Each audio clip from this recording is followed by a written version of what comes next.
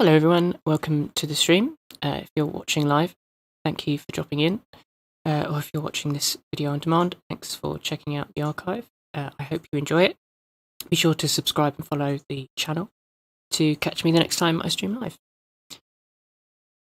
So, please let me know if the audio volume is okay. Because I'll need to check that, obviously. Turn my music on.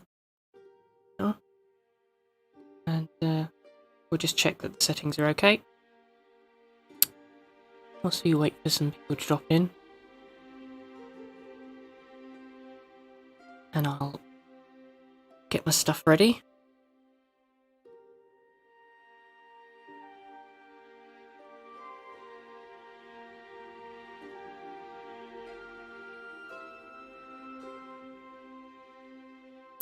Hello, everyone. Thanks for dropping in.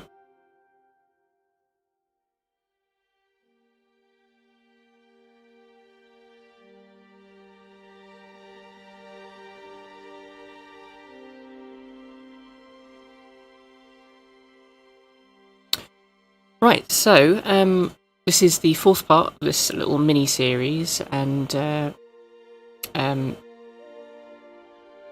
hopefully the final part. It should be the final part, anyway. As some of you will know, we've had some streaming issues with disconnects and bitrate issues and all that kind of thing. Because I am new to streaming on YouTube, relatively new anyway, so we've been having a few teething problems as far as that's concerned. However, I did do a little bit of preparation this week to test a few things in terms of the resolution versus frame rate versus sort of bitrate, etc. And I think I've figured out the settings now in order to get a smooth stream, but also one that shouldn't drop the quality too much. So fingers crossed. My little monitoring information over there says the stream is healthy, so we can only hope that will continue. So far so good.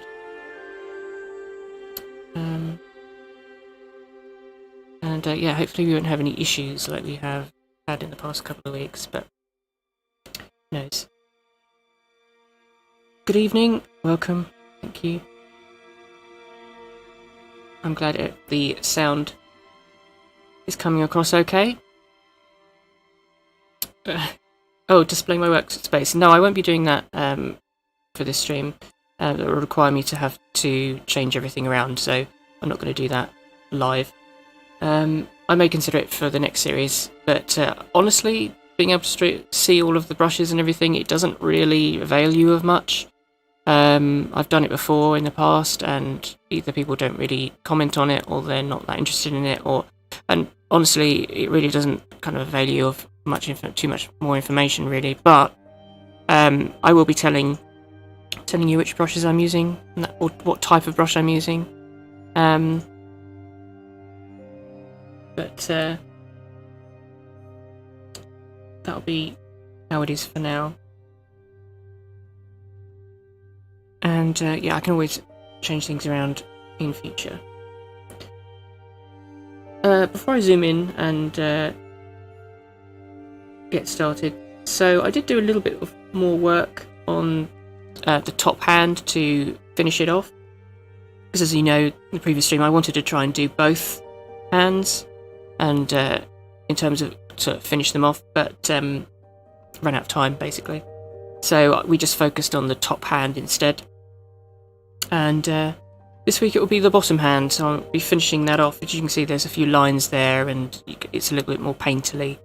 That's because it's got more work to go, more refinement to do. So last stream we were at this stage, so we refined the knuckles and the nails a little bit more, and I started to fix some of the shadows lighting on the main sort of wrist here. And since then I've fleshed it out a little bit, corrected some of the lighting, and yeah, just tightened it up a little bit more. I didn't spend too much longer. Looks like there's more work been done than there actually has been, to be honest, although there actually was. So yeah, and I'm going to try and do the same thing tonight.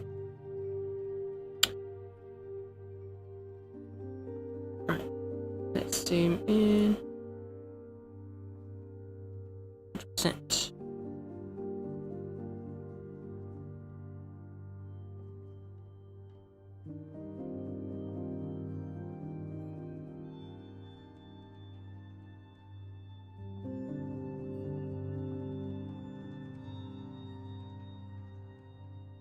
Right, about there, I think. Yeah.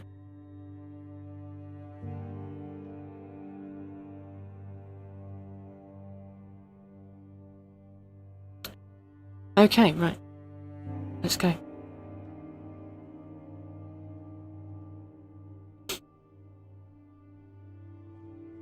I've no idea whether I'll include it in my portfolio. I might do. I'll probably post it online somewhere. But it wasn't necessarily intended to be, you know, a portfolio piece. However, I do like it, so yeah, I might put it in there. Who knows? I'd like to actually add some more kind of pages or sections to my portfolio. Actually, sort of like a, you know, a sketch or a study section, and then like a finished painting section, that kind of thing.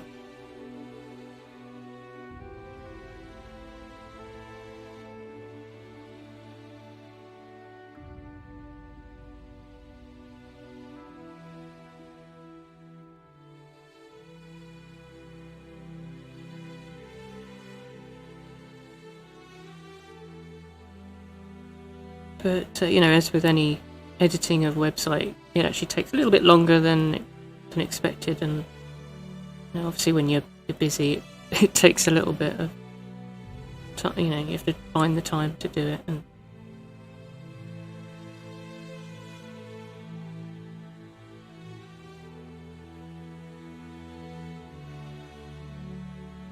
so for now, it'll probably just end up on social media. Just using a smooth round brush. Let's start building up.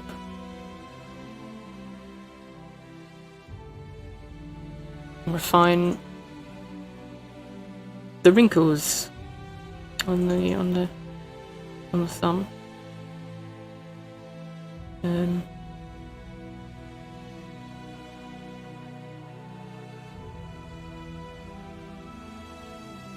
Basically just more of the same from last week, really. Just honing the details and the wrinkles. But on the second hand instead.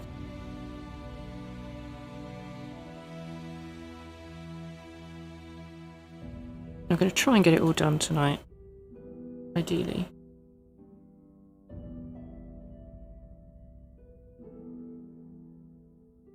Whatever happens, this will be the last stream of this series.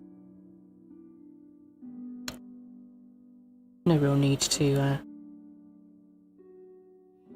draw it out any longer.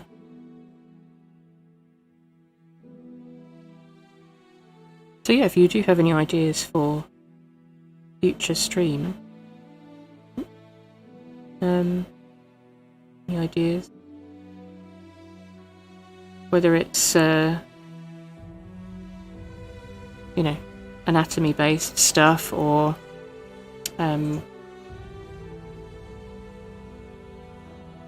fantasy or animals or whatever it might be, let me know and I will consider it. See what I can do.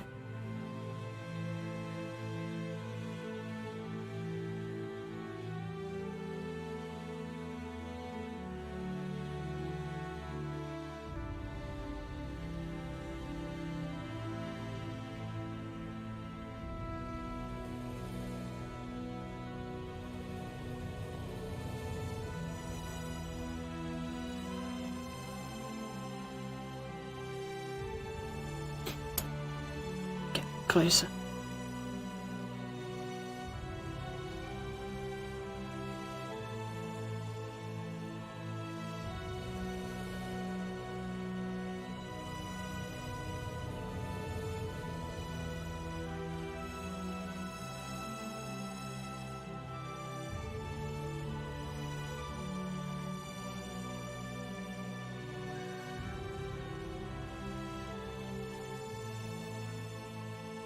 This stage is always about fiddly details and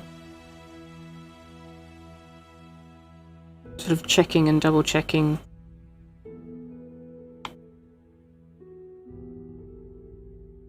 whether I've got the lighting correct and, like I say, little details. But as I mentioned in previous streams, not going too far and over rendering. Trying to go for a reasonably realistic feel, but still painterly, so you can still tell that it's a hand painted.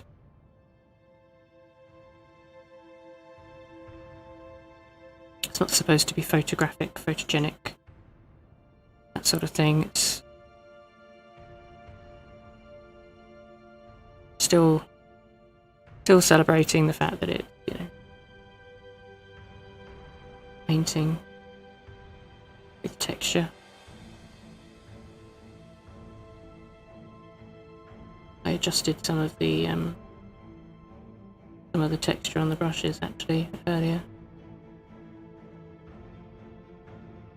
so a little bit more of the tooth of the canvas comes through.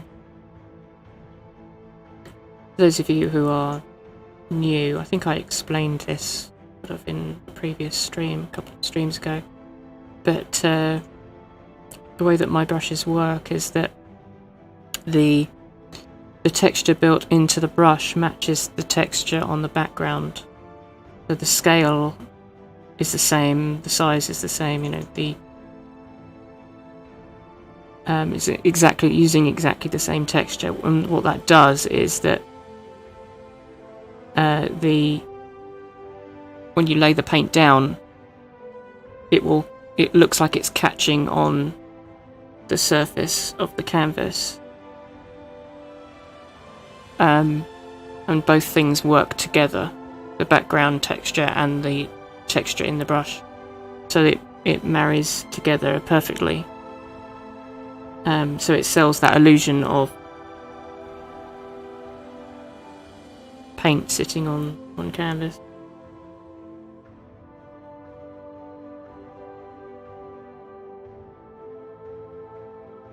And I designed it so that it looked good at a sort of A4 to A3 size, because if you make the texture too small, then you're not going to see it, of course. But if you make it too big, it interferes with the detail of the image, gets in the way and obscures details. So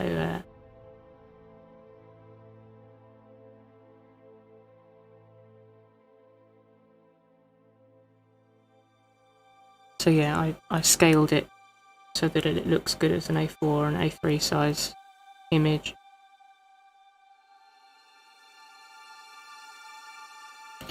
Lighten that up a bit in here.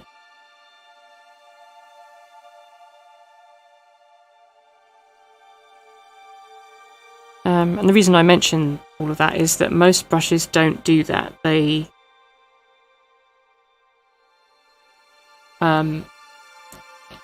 don't utilize the same texture.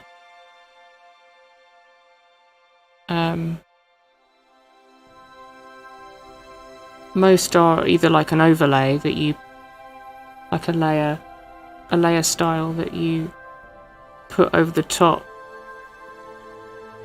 of the artwork, so it sits on top of the paintwork.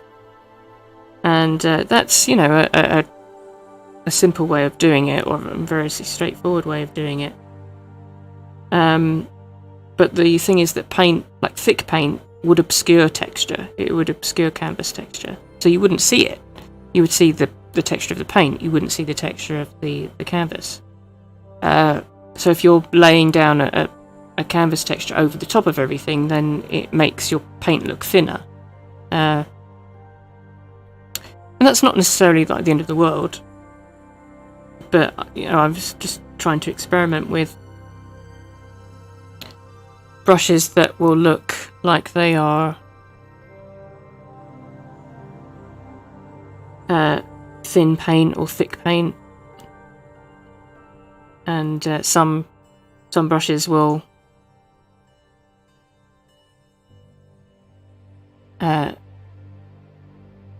include, you know, a more obvious texture,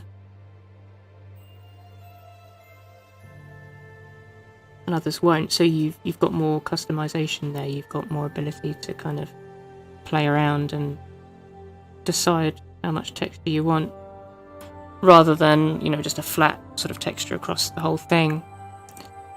I do have something like that. I've got a varnish layer which I will apply to the end of the artwork, and that's okay because varnish does obviously go on over the top of a painting, so it doesn't matter so much that that's just laying over the top, because that's how it would be the case in reality. So and another sort of personal, you know, pet peeve with textures in brushes is that a lot of them, as I was saying, utilise a different texture. But the trouble is you end up with different scale of textures. So some brushes will have like a tiny little canvas texture, and other brushes will have a giant canvas texture, and it will be a completely different weave to each other, sort of thing, and you end up using both of them or more. You know, you could have every single brush you have, or every single brush you use in a painting could have a different canvas texture associated with it, which means you're just going to get a mixture of different scales and styles of canvas in your work. And if you're going from like a more kind of abstract, or I don't know, style where it doesn't matter to you that you've got different canvas textures going on, then that's okay. But I kind of like to side on the decision that it's like, well, I'm trying to sell the idea that it's some kind of realistic traditional painting. Then it makes sense to make sure that the canvas texture is consistent across, in terms of its scale and its style, across all of the brushes in the whole brush pack. And for some reason I've never been able to find that in other people's brushes. Now maybe they figured something out that I haven't, you know, disclaimer. I may have missed something somewhere, or maybe it's just more important to me than to some other artists, and that's fine. But for me, I like the illusion. I like the idea that all the brushes can kind of blend together and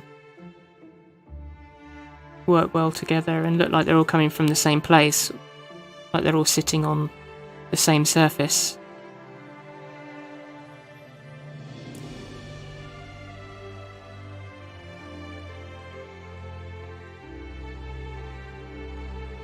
Which, was another reason why I decided to make my own brushes, really, because I just couldn't find what I wanted. Although I will say that I thought it would be easier. I thought it would be a quicker process to make your own brushes and stuff, but it's not. It took me quite a while, actually. But then, to be fair, everything that I do takes ages. So,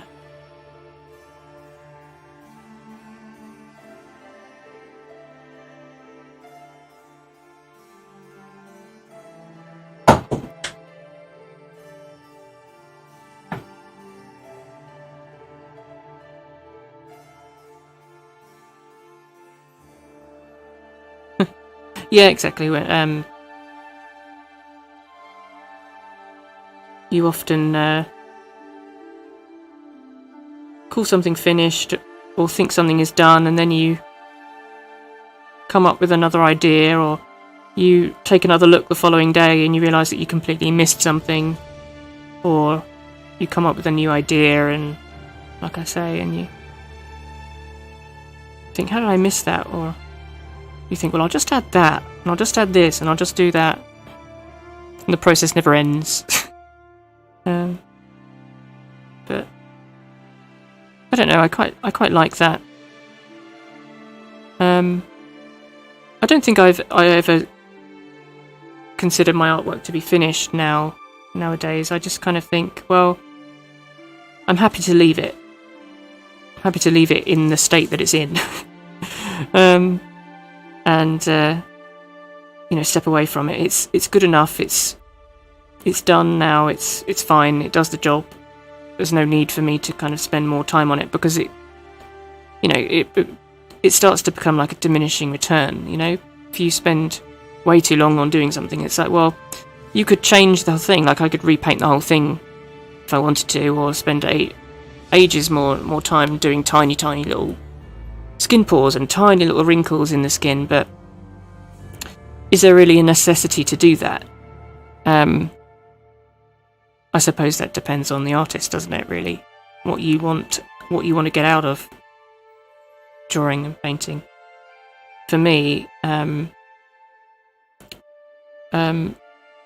happier now that I would say that I'm old because I'm older. I think it's because I'm just, I've been making art for longer now than a couple of years ago, 5 years ago, 10 years ago.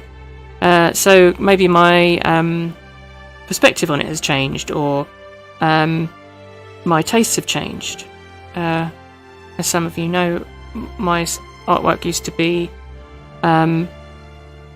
much more refined and sort of detailed and less painterly, and I've actively tried to step away from that and loosen up more and be more expressive and leave more brushstrokes in there and not kind of over-render things. And some of you might still consider that what I'm doing now is still over-rendered, but it's a lot better than my work used to be. And some of you may prefer my older work because of the detail, because of the thing. But I was finding that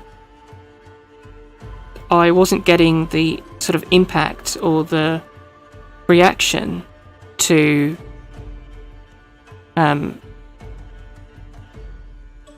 in like the ratio to how much time went into it. And I started thinking, well, you know what, I could actually just do less in terms of less detail, and then have more time for other pieces of artwork, and get more out of things that way by being able to do more artwork, and engage people like that instead. So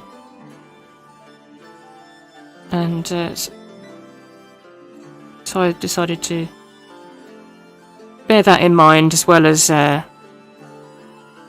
decide to just be more expressive and painterly anyway, because I've always wanted to do that, but I just couldn't find the right setup in Photoshop to allow me to do that. And that probably wasn't Photoshop's fault. It was my own fault. But just, not forcing myself to change.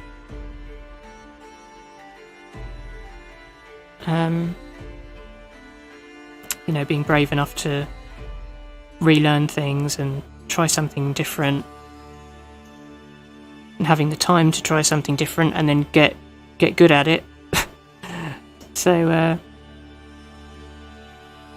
you know, if you're busy doing commissions, you shouldn't really be experimenting with your style at the same time, because, you know, you could end up messing things up, and, you know, someone's paying you to do some work for them, and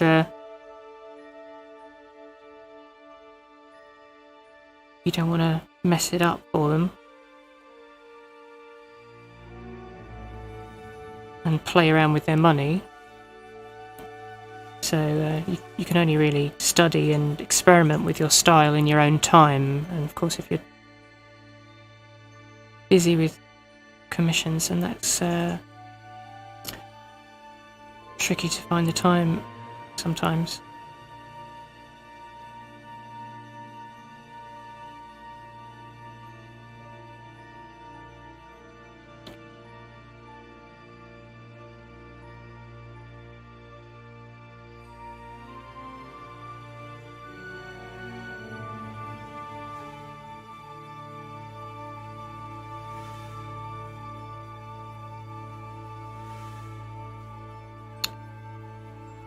Yeah, I do like the detail. I mean, I'm not saying that this isn't detailed, but I just feel like I've got a better balance now.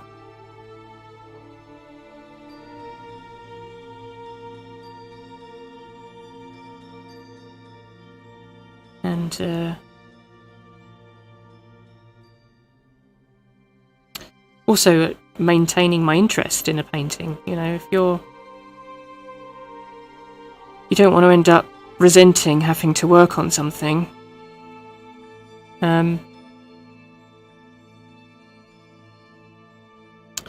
because sometimes you can, you know, kill it before it's even started. You know, if you bite off more than you can chew and you've got a really detailed style, and suddenly you realise this is going to take way too long.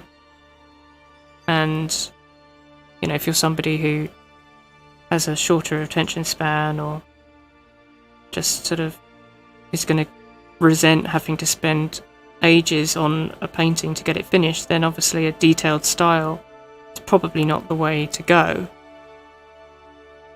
And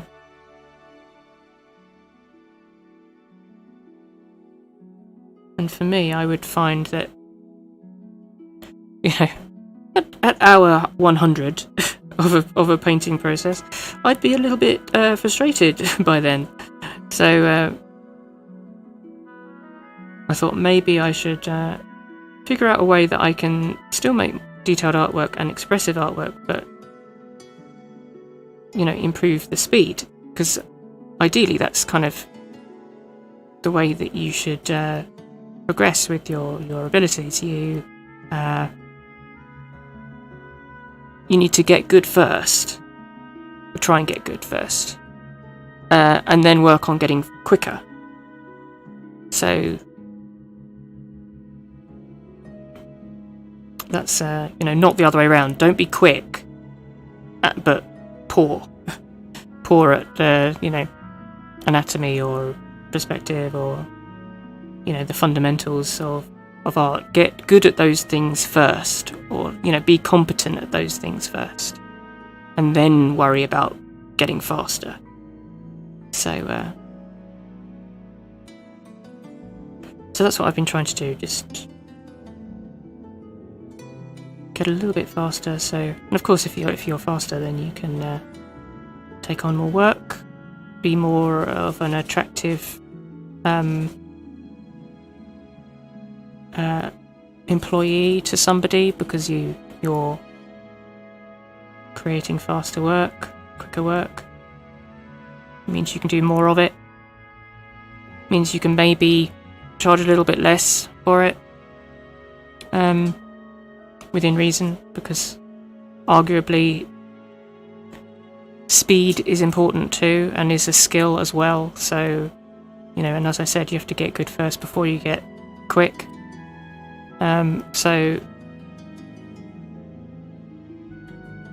you need to have all of that knowledge, and knowledge is worth something. So, you know. But you know, it's all a balancing act, really. It's it's a formula that doesn't necessarily. It's not going to be the same for every artist either.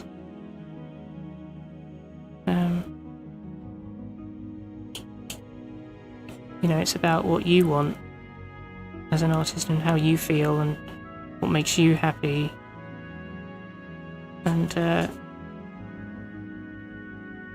what your clients look for in your work and what they want to pay you for. And so it's not easy to navigate all of that. It takes time to figure it all out.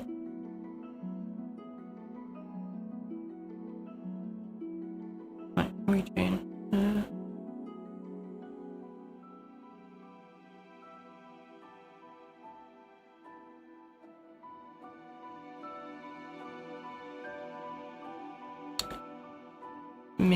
Missed some of the wrinkles over here.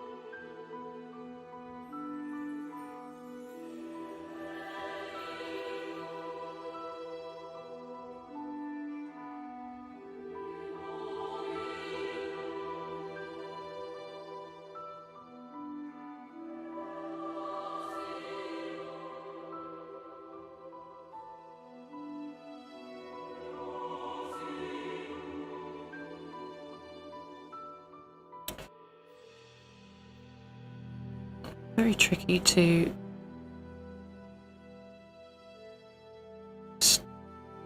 start suggesting all of these wrinkles and details, because the trouble is, one of the issues of overworking something is that it can actually start looking more artificial.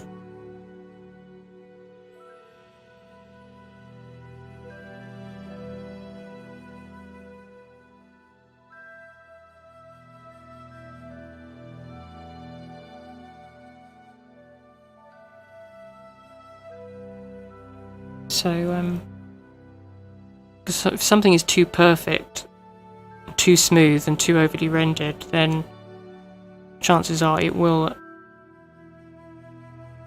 start to look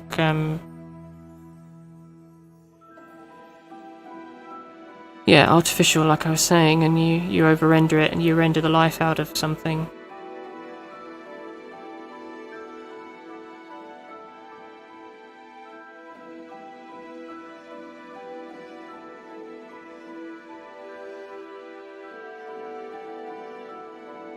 So I'm just using some thick brushes that have got a little bit of texture and bristle to them, so to just try and bring a little bit more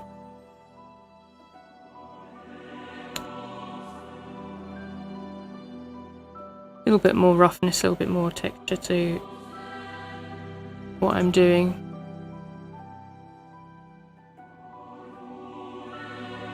So that it doesn't get too smooth. Do you want to get things reasonably smooth because you want to blend the colours and to get a feeling of softness. But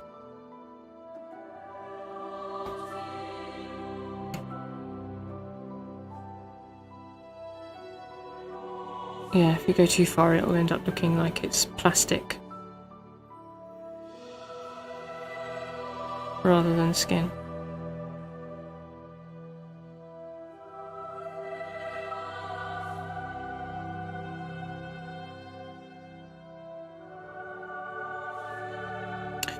find a good way to combat over rendering is to take another look at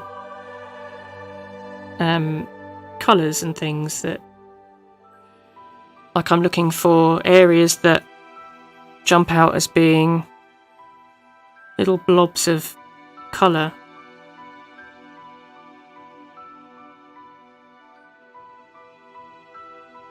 And changes in the hue of the skin, and maybe trying to exaggerate that a little bit, make it a little bit more blue, make it a little bit more orange. Make the lighting a little bit stronger, so... And poke things back and forth, basically, and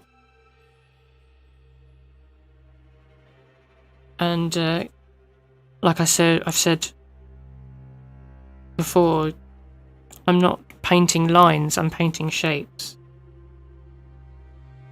You look for the shapes. Like there's a little triangle of orange there.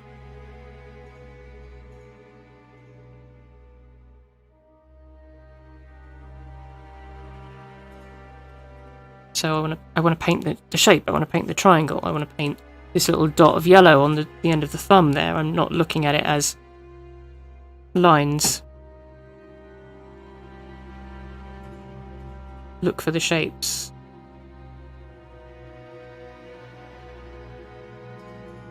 There's a little chunk of yellow on the top of the thumb there.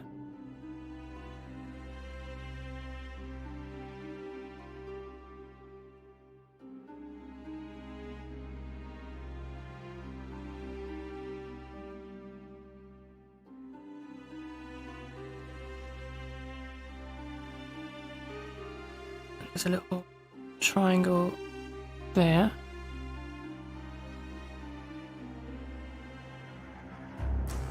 And that yellow goes further up.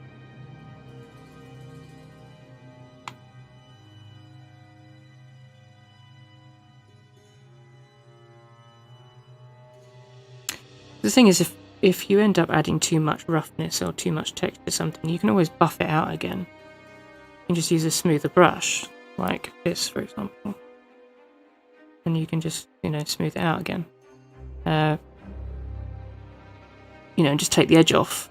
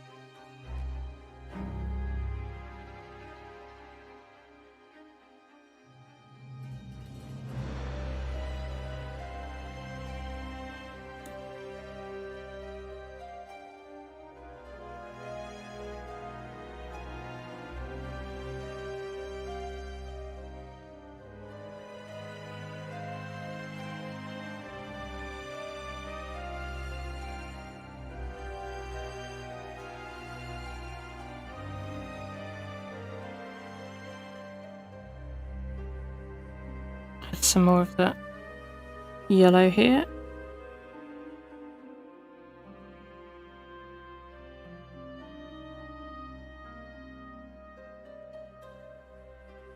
You've got some shadow coming down from that finger, so that's why you've got like a greenish tone.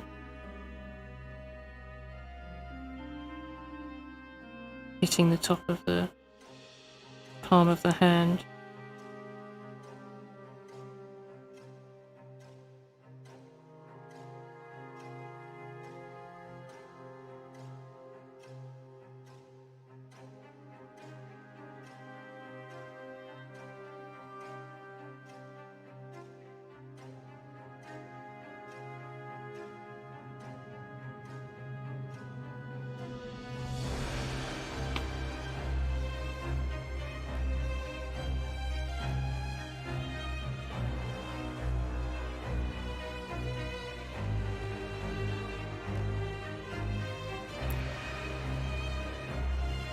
all of this area is much lighter than I've painted, so I need to start putting the light in there.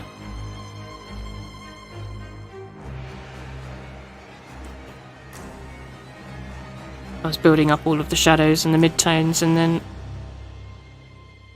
I hadn't got around to adding the highlights. So all of that needs to be more sort of a pale, lighter and paler. So I'll get to that. But I want to fix this first. This needs to... This shape here is like a triangle of...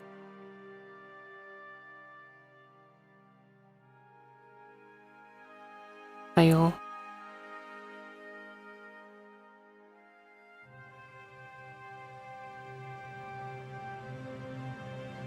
All the way across the top here.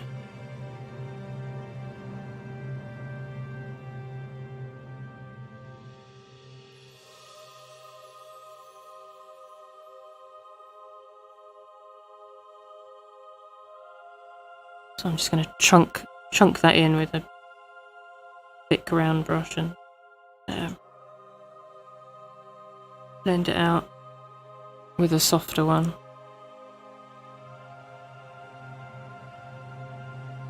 These thick brushes, they appear thicker and more texturous the harder you push with the pressure. They've got a little bit of softness to them if you go lightly with the pressure, but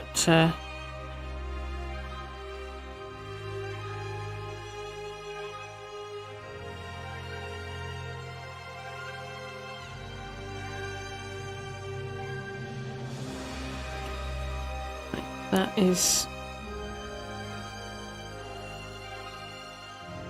brighter there. And grab a smooth brush and blend that. I tend to blend with brushes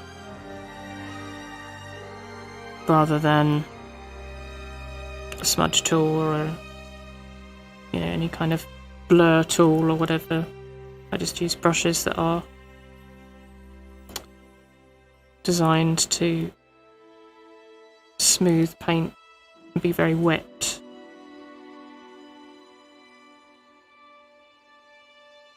And that way I find it preserves the texture and the bristles of the brush, because I find the smudge tool just kind of obliterates texture. Which I guess is the point, really, because it's designed, the smudge tool is designed, or the whole of Photoshop really essentially is designed to be a photo editing tool. So, but I know that a lot of artists use the smudge tool as a way to blend, and I can see how that works for cartoon work, but where everything is very flat and smooth anyway. But for me, trying to be a painter, it's too artificial, because it like I say, it completely obliterates texture in any kind of bristle brushstroke. So for me, it doesn't work. So I just make brushes that are very smooth versus very chunky and texturous, and I do have a couple of brushes that are, I call them blenders, but they are actually mixer brushes, which is a whole other thing I won't get into. But they it's like I design them in such a way that it's almost like you just got water on the brush and you're just kind of putting water and mixing the paint together. So you're not adding any more paint, just sort of mixing what's there already, and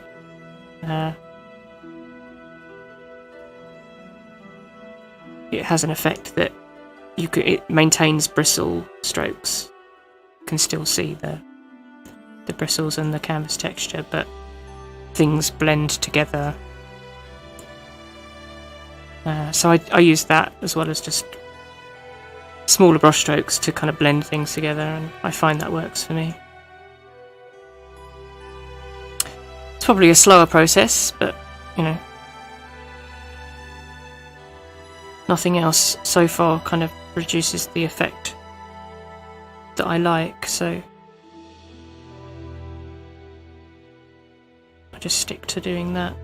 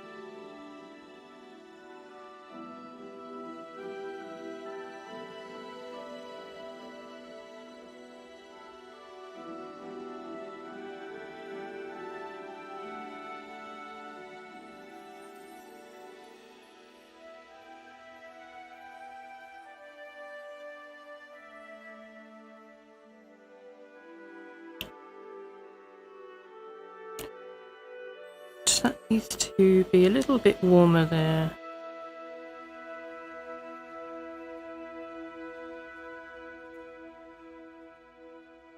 This is what I mean about, you know, at this stage it gets very like meticulous, and you're not looking for, well, I won't say that you're not looking for large differences in, you know, colour. You're looking for like subtle differences and subtle changes. But you know, there can be, you can do an awful, at this stage you can do an awful lot of work, and it's all subtle changes, and you know, you can show the artwork before and after, and it may not even look that much different to some people. They'll be like, well, you know, it doesn't look any different, or it kind of looks the same but different. It's just a different version. And that's what I'm saying about, you reach that point where it's like, well, the diminishing return. It's like, well, why should I put more work into this painting if people aren't going to notice the changes? Or they're not, those changes aren't really going to resonate strongly enough to justify spending the hours doing them.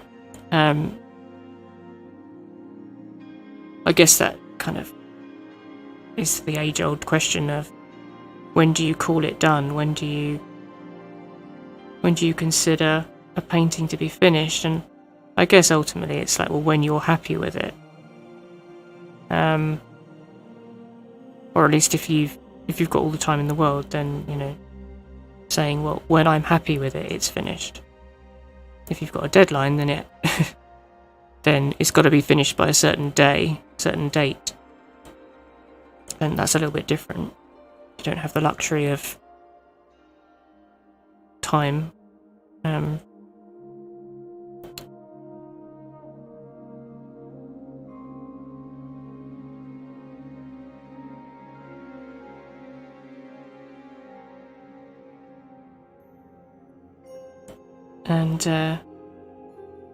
But yeah, when you're happy with it, it's like, well, do you want to put in the effort? Do you want to put in the extra hours? And that isn't like a trick question. It's not like saying, well, if you don't, then you're not doing it right. Or, you know, shame on you for not wanting to try harder. It's not about that. It's more about, is it worth doing that extra,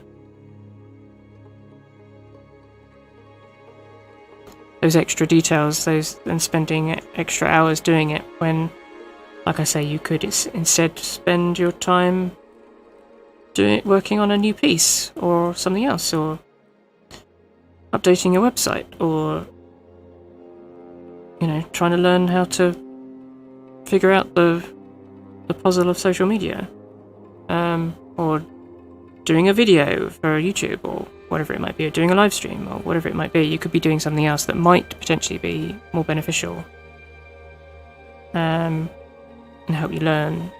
You might gain something more from doing that.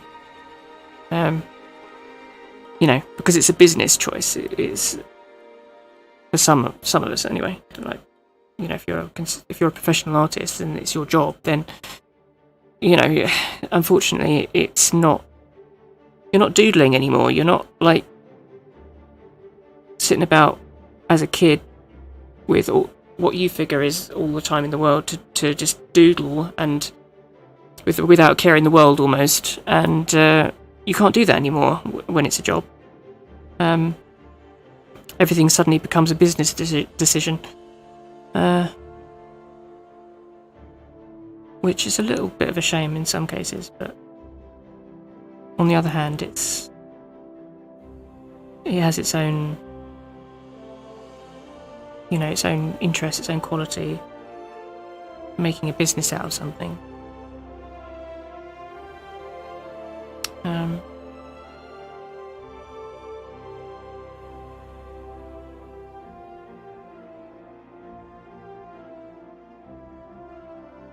So I already know that at the end of this stream, that'll be it for this painting. There's no need to continue it further and, add more and more. Because, it's not necessary. I don't need to do it. I don't feel like I need to do it. And I don't think people will necessarily notice. Or care that much. If I were to push it further, it's, And yeah, that's not a criticism. I think it's just knowing when to stop.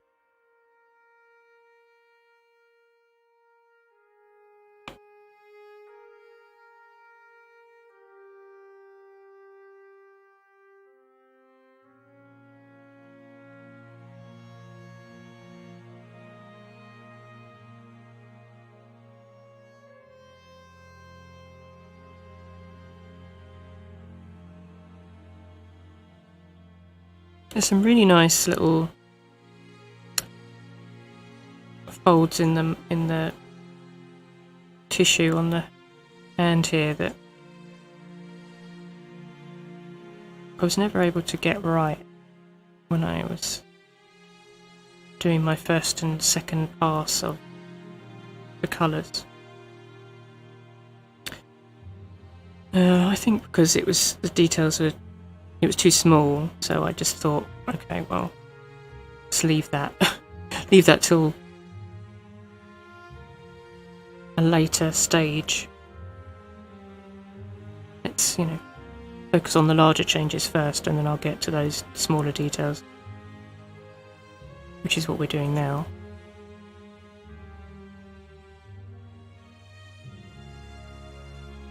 Hey, Charles. Oh, I figured out who you are. I'm like, how do you know about Mouse? How do you know? She's very well. Yeah, for those of you who don't know, since I haven't streamed in, well, over a year, not properly. This series has been the past couple of weeks, but then I took I took a huge break from streaming for about a year. And shortly after I sort of stopped streaming last year, I think it must have been in August, or around that time, I found a little mouse in dire need of my help. It was currently in the jaws of my cat, and I can tell you, I know why it was around August, September, because I procured her on the 1st of September, so I'll always remember that. But my cat basically caught a baby mouse who this was out in the garden. He was outside with this mouse. And my cat tends to be really proud of his accomplishments, and so was very, very confident in sort of coming up to me with this mouse in his mouth, thinking, "Oh, look at what I've done." And I thought, "Oh yeah, that's really good. Aren't you clever? Come here." And I grabbed him, and he dropped it. And it was tiny. It was so small. It was about the size of your thumb. And it was so young that its eyes weren't open properly. So basically, the mouse had either walked out of the nest, or he'd gone into the nest. The cat had gone into the nest and grabbed it. Either way, he didn't need to be doing that.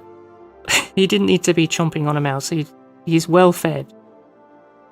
He doesn't need to be going around terrorising the rodent population. Thank you very much. Anyway, he dropped it. He dropped the little mouse, and it was. I've never seen an animal that it was just so exhausted. She was breathing so hard, and like literally gasping for air, and was literally looked like near death. It was obviously like it was beyond fear as well. It was just so tired and wondering and confused and wondering what the hell was going on. That it didn't react. It didn't move. It was kind of just breathing hard. Because you expect when they drop a mouse that the mouse kind of like legs it immediately, but that didn't happen. It was just lying there, and the cat was just like looking at it, and I was kind of between the mouse and the cat because he wanted to grab it again, obviously. I was like, "No, you're not. Go inside." So I grabbed the cat, put him inside, locked the door, and went back to the mouse, who was still lying there. And it was kind of an awkward situation, really, because I thought, is this mouse so close to death that it's just going to die anyway? And have I, in saving it, just prolonged its, demise, and it's just going to be more painful for it? Maybe it would have been kinder just to have let the cat kill it and get it over with. It was that kind of situation, and I thought, oh well, maybe I've done the wrong thing here. But what I ended up doing was kind of just sort of picking it up, and we kind of like warmed it in our hand to, help it out, sort of thing. And slowly, over the course of about 5-10 minutes, it sort of started to kind of be more conscious and wary of what was going on, because it started to flick its tail. And I wondered what it was doing. I was like, why is it doing that? Well, it was lying on its side, and it's kind of like flicking its kind of tail. And I thought, is it aware of what it's doing? Anyway, it became more obvious that it was trying to right itself. It's trying to get up. So it was using its tail to try and kind of prop itself up, get back on its feet.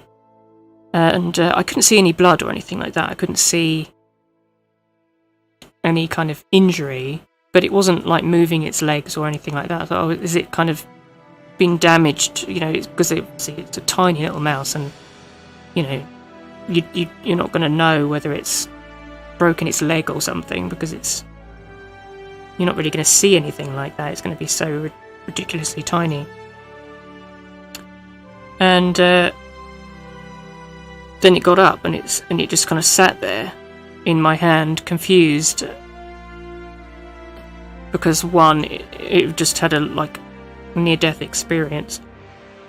2, it was still exhausted, and 3, it was so young that it probably was completely oblivious to danger, which is why it got caught in the first place, probably.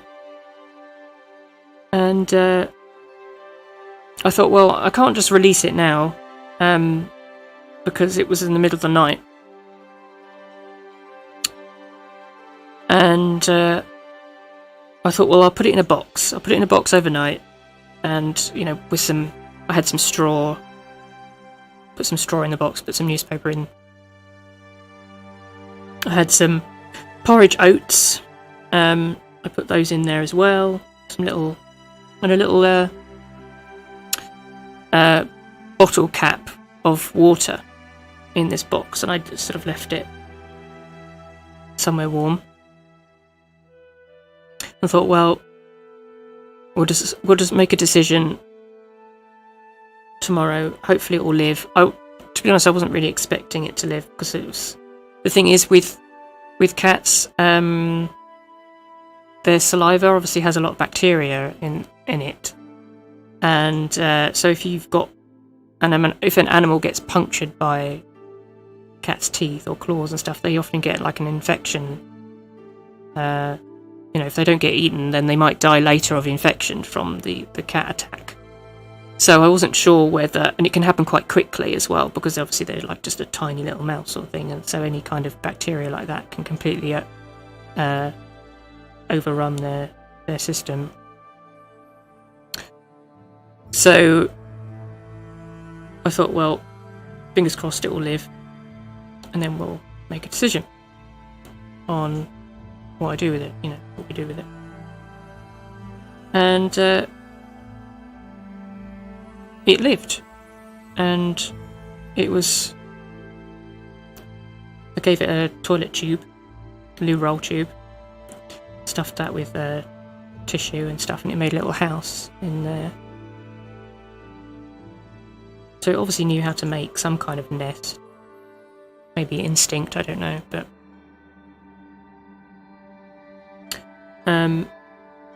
and I thought, well, I don't want to release it necessarily in the garden, because it'll only get caught again, it'll only get eaten again. I don't want to release it and then see that it's just going to get devoured anyway. So I thought, maybe I'll take it to, like, you know, the local park or something, release it there or whatever. So we left it for like a week in its little box, and we fed it every day and kept an eye on it, and it got stronger, because as I was saying, I thought, well, this is a really young mouse. This probably shouldn't be out the nest yet. So we'll, you know, keep an eye on it, keep feeding it, and until it seemed more, you know, aware of its surroundings, which in a week it was much more, it behaved more like a normal mouse by then, rather than just a completely oblivious little furry thing. By this point I'd already bought like a little plastic container, because obviously mice can eat their way out of cardboard. A cardboard box is not going to keep a mouse contained, and I didn't want it escaping into the house or the studio or anything like that, so I put it in a little plastic hamster cage, basically. It was one of those ones that you used to like transport a hamster to and from the vet or something like that. You know, it wasn't like something you would keep an animal in over time. Thanks for subscribing. So I kept it in a little plastic container. You could see through it. It had grill on the top, and it was all good. And yeah, it was having a great time in there, and running around, coming out for food. Usually at night, it would poke its little head out of the toilet tube and come and have a little run round and have a look, and it would sit there and sort of like look out, you know, out the side into the room, and it quite quickly became aware of us moving around and just He just sat there and just had a look and was watching, again, completely oblivious to any type of fear or threatening behaviour.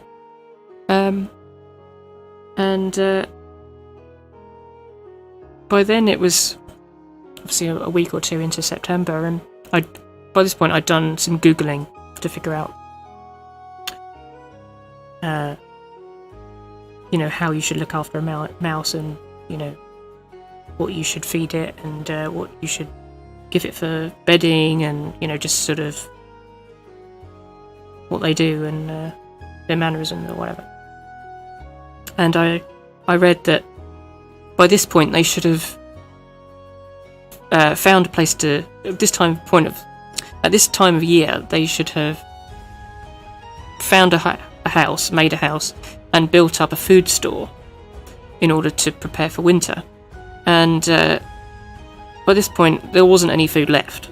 All of the berries and stuff had gone in the garden. So I then kind of got a bit paranoid that if I release it now, then there's not going to be enough food. It's too young to have figured this out, and it's not going to find enough food, I thought anyway.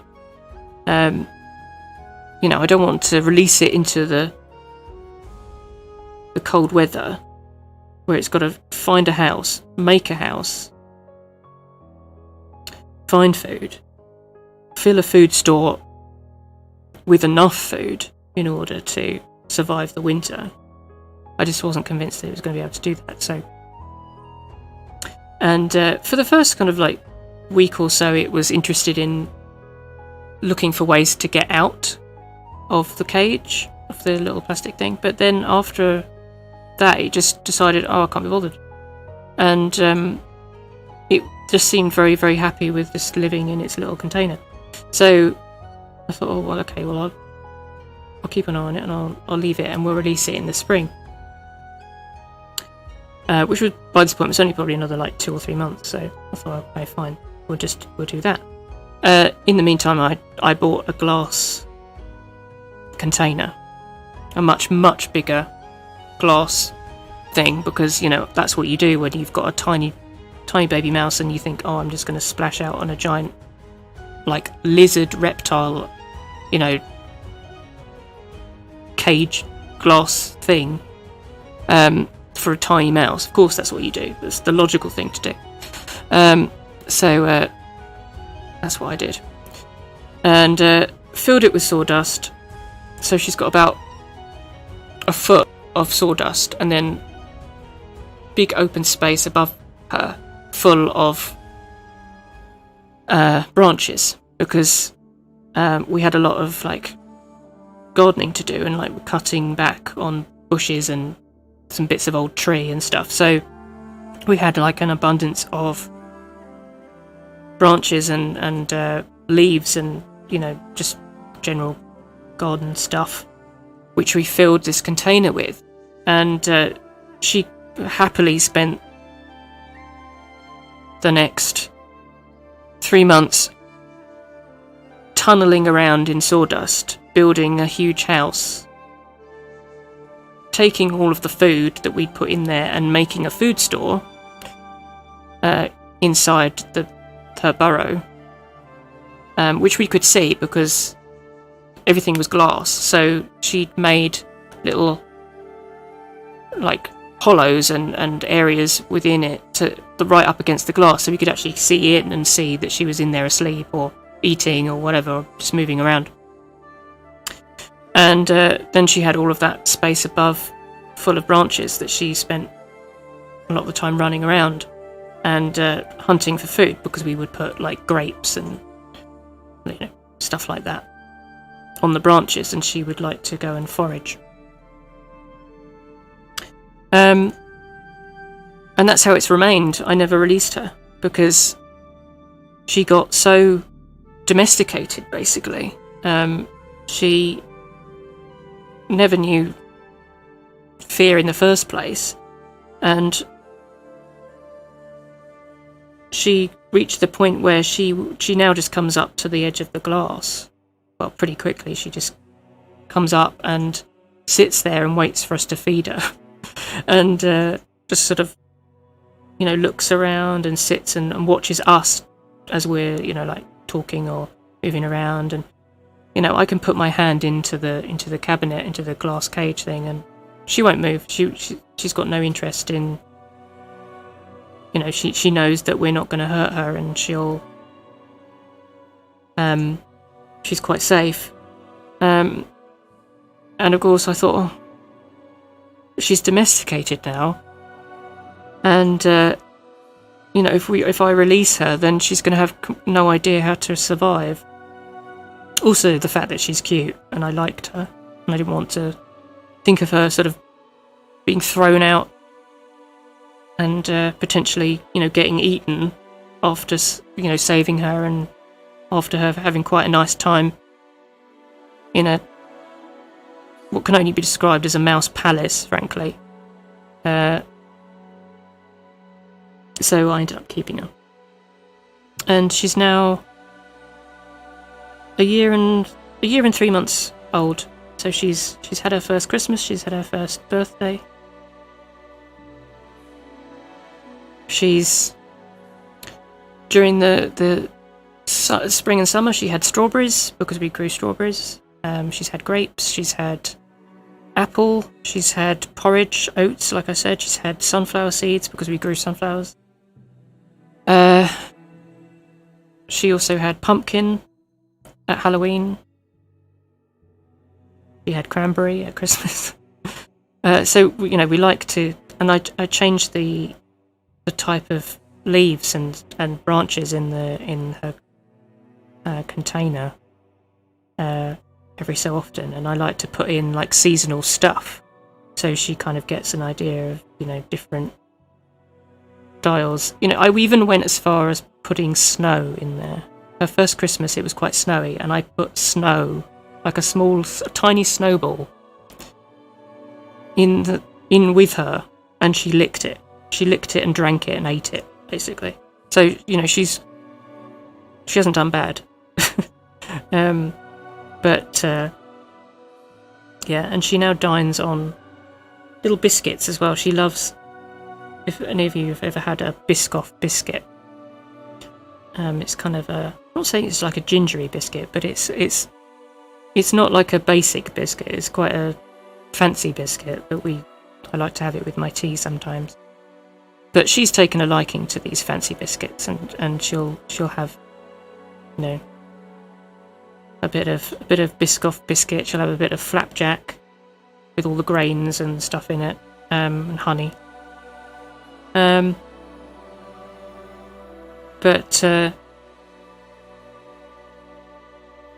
we make sure that she isn't like overeating or anything like that, or eating stuff that's too bad for her. She doesn't eat chocolate or anything like that. Like, for example, no chocolate cookies or anything like that. Like I say, I was giving her biscuits, but I don't give her anything that's full of stuff that she wouldn't naturally eat in the wild. And she's actually very good, because as much as she likes the biscuits, she also likes the grapes, she also likes the seeds. She will eat a varied diet on her own. I can quite happily put anything in there, and she will be selective of what she eats and when. She also has something called like protein jelly, which is you can buy these little tubs of like jelly, like fruity jelly, or jello if you're in America. And what they normally used for is like lizards. So you would feed lizards these kind of little jelly pack things, or I think birds sometimes eat them as well. And they're packed full of vitamins and really good like stuff for, you can give them to rodents as well. There's no reason why you can't give them to, that type of thing. So she enjoys that as well. And you'll see her like grabbing this little slab of vitamin lime jelly or something, and she's busy chomping away at it, and she loves it. So but yeah, we've been very careful about what we've fed her, and make sure that she's not overindulging or eating anything that she shouldn't have. And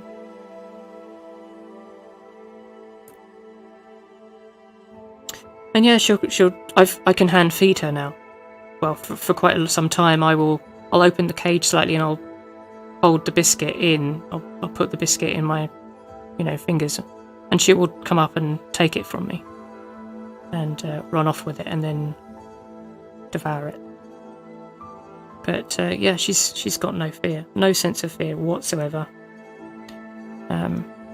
which is nice because it means that she's not terrified and she's not hating her existence.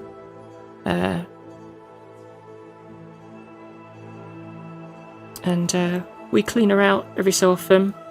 She doesn't smell. She doesn't make a mess really. But we clean her out, and she then gets very excited because that means that she can then completely remodel her house. She'll completely change everything. Fresh bedding, fresh sawdust. She will completely dig out a completely new house, and she'll have new fresh branches, new leaves. It's as though everything's kind of changed, and she's got a completely new playground to enjoy every couple of months. Again, filled with seasonal stuff, so she gets to explore new things. But yeah, I mean, I've looked it up, and apparently they can live to about 3 years, because she's not a domestic mouse. She's not a fancy mouse. That's what they call domestic mice. Mice that have been bred specifically to be pets are called fancy mice. Don't know why, but they are. And they're bigger.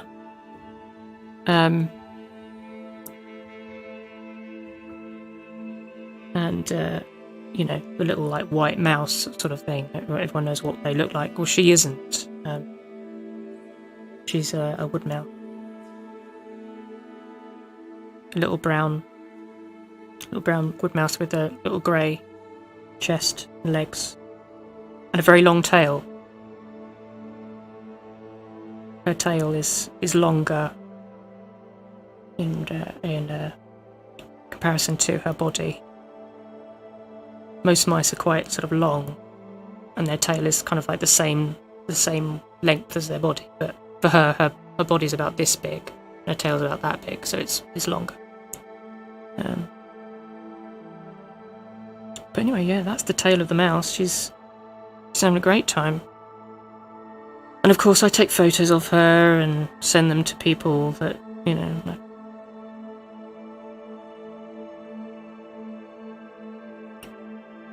various videos and things. But yeah, she's very healthy, she's fine, she's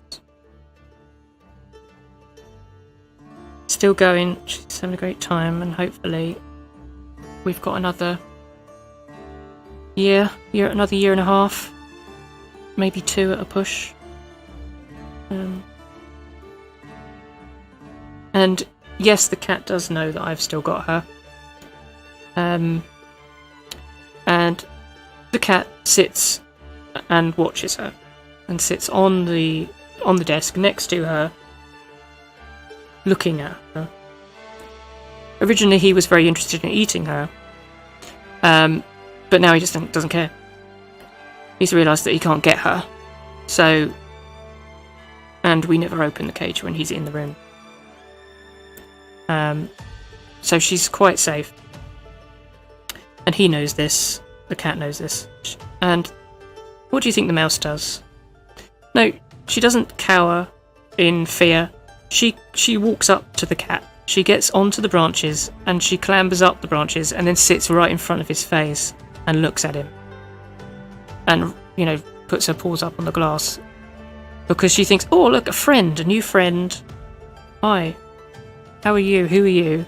Let's be friends. Of course, the cat is, grumpy. But it's kind of become like cat TV. The cat will just sit there and just watch what she's doing. But then we'll pretty quickly just get bored and go to sleep. And just generally isn't interested. So she's quite safe.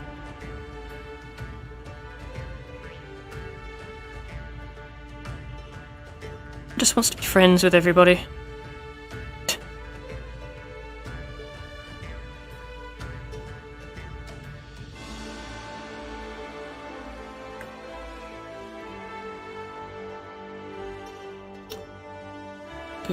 But thankfully she's actually quite inexpensive to keep. You know, I'm still using the same food, that, like the same grain, sunflower seeds and all that sort of stuff that we've had since the beginning. It hasn't gone off or anything. It's been well kept and stuff. So she's still making her way through all of that. And the grapes and the porridge oats don't cost anything really. You know, we have those anyway, so, you know, the amount that she eats is, you know, tiny in comparison to what we're eating. So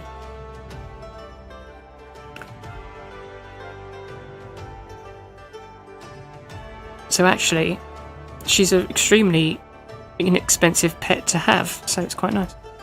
She's over there. She's not out at the moment, she's asleep. But yeah, she just sits here on my left in a glass case.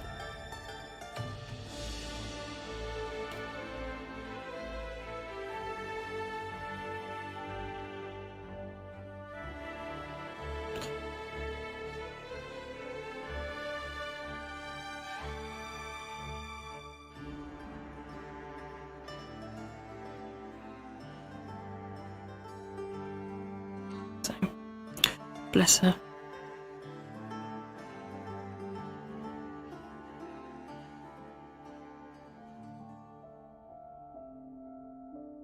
And nowadays, the family and friends are more interested in how the mouse is doing than how I'm doing. It's like, you know,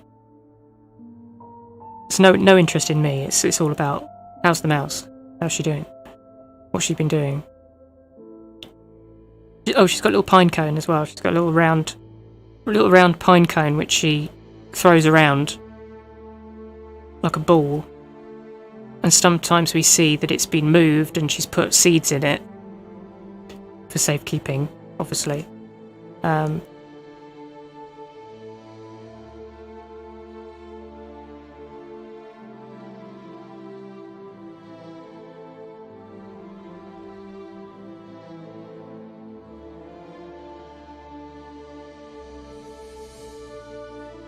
Anyway, that is the tale of the mouse, who had a lucky escape from the jaws of my cat, who now spends her time tormenting the cat instead.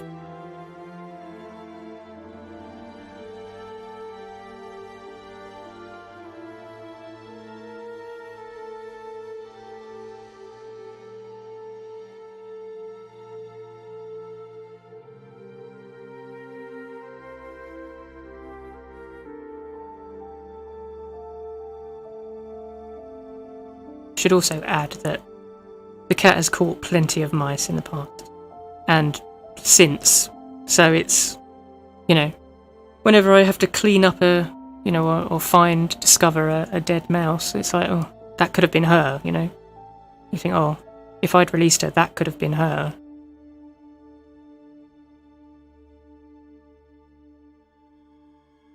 It kind of puts you off.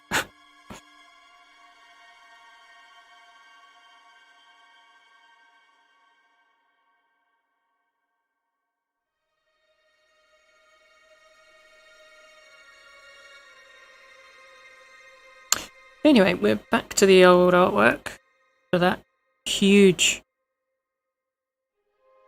detour in conversation. Yeah, I'm still making sense of this chunky bit of flesh. Nice.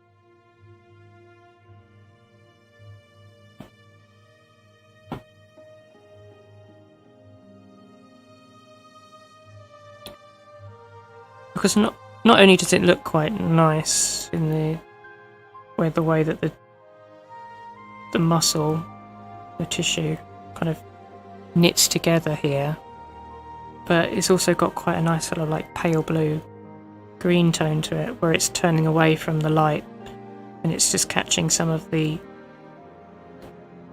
bluish light coming down from above.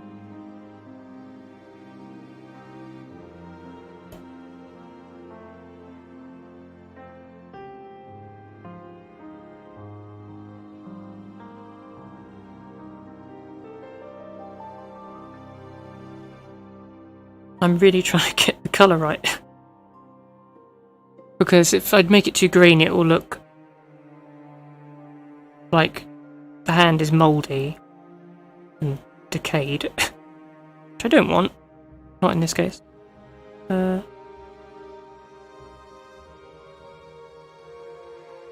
if I don't do it enough, then it kind of feels like you're missing out on a nice kind of detail, really.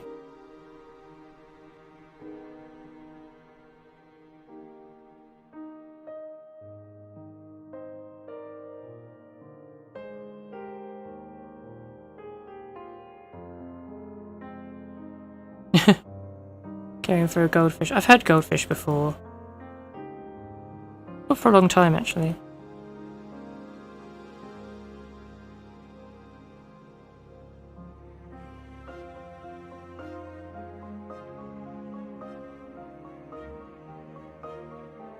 No, surprisingly, like I said, she's very inexpensive to keep, which I thought was surprising.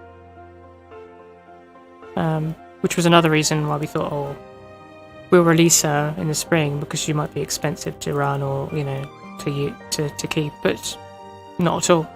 So,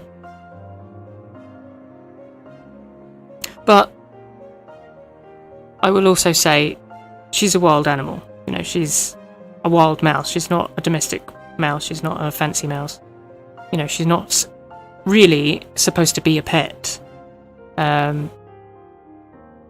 So I'm not saying get out there and find a mouse and, you know, trap it and put it in a box and keep it.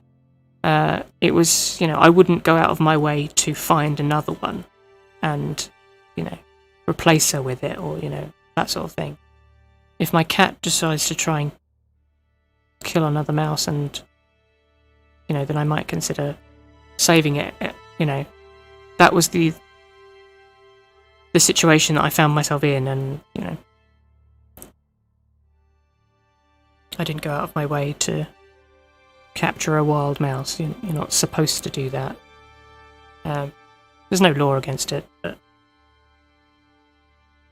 you know, I'm a believer that wild animals should be wild, but like I said, she was so young when we got her that any sense of fear or survival is completely,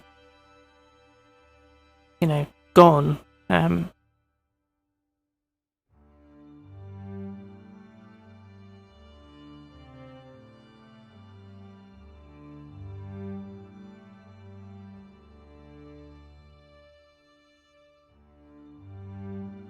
But yeah, she seems happy enough, so she's still asleep.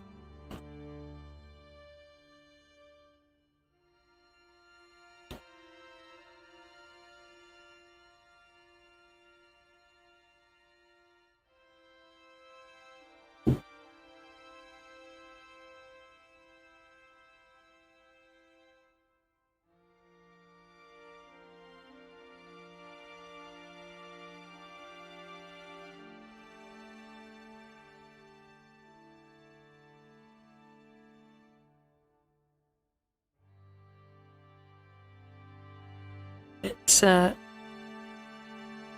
start adding some warmth to the top of this bit here.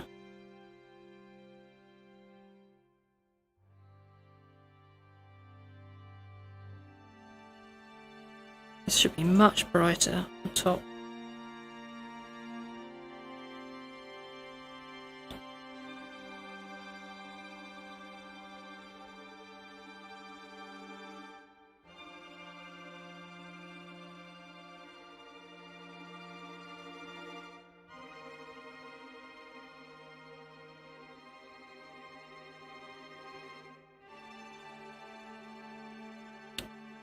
And yeah, it's catching the light on the side there. I'm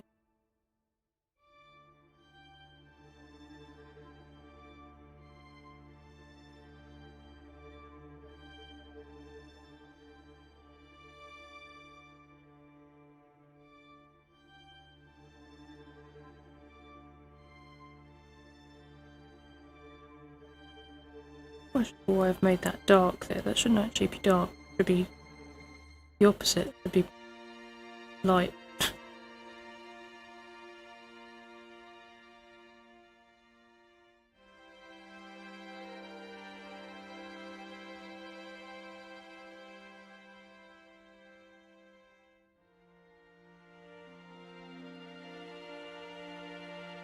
Just using a pointed brush to get a few more like angular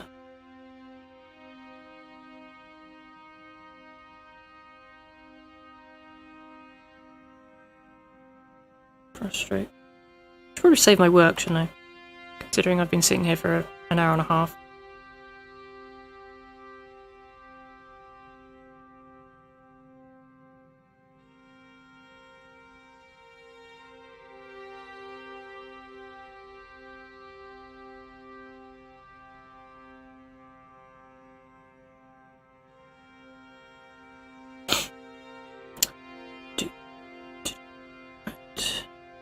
Keep going.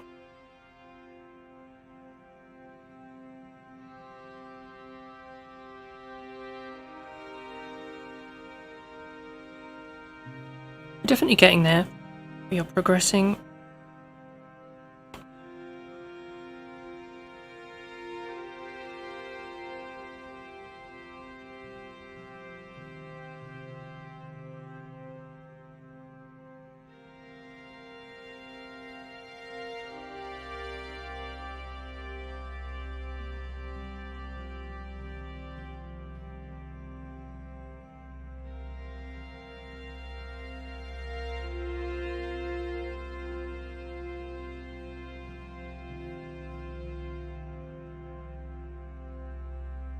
Swap to my round brush. Keep trying to remind myself to use the biggest brush for the job. Don't get stuck using tiny brushes on large areas.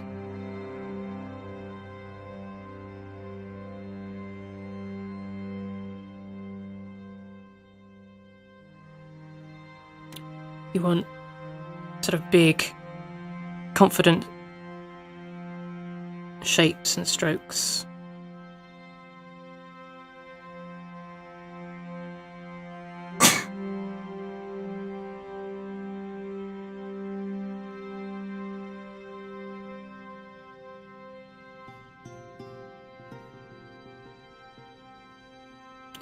You can probably see that texture there of the brushes. Some of the canvas texture coming through.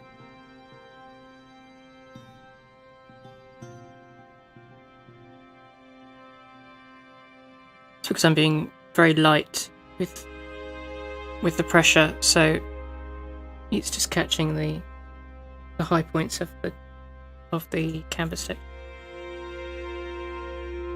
which can then be blended out should you wish, you know, or you can leave some of it. Adds a bit of character, you know.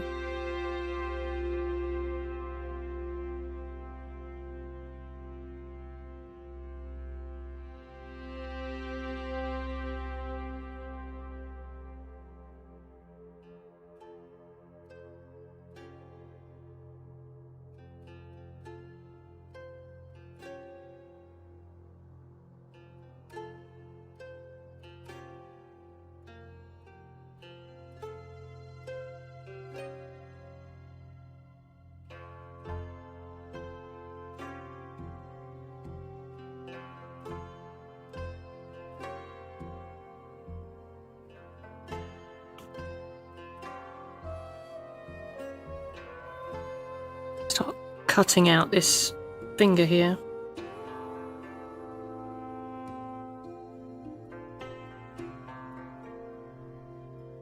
So we're going to utilise the lightness of the fingers behind to really cut out the silhouette, the shape of the fingers in front.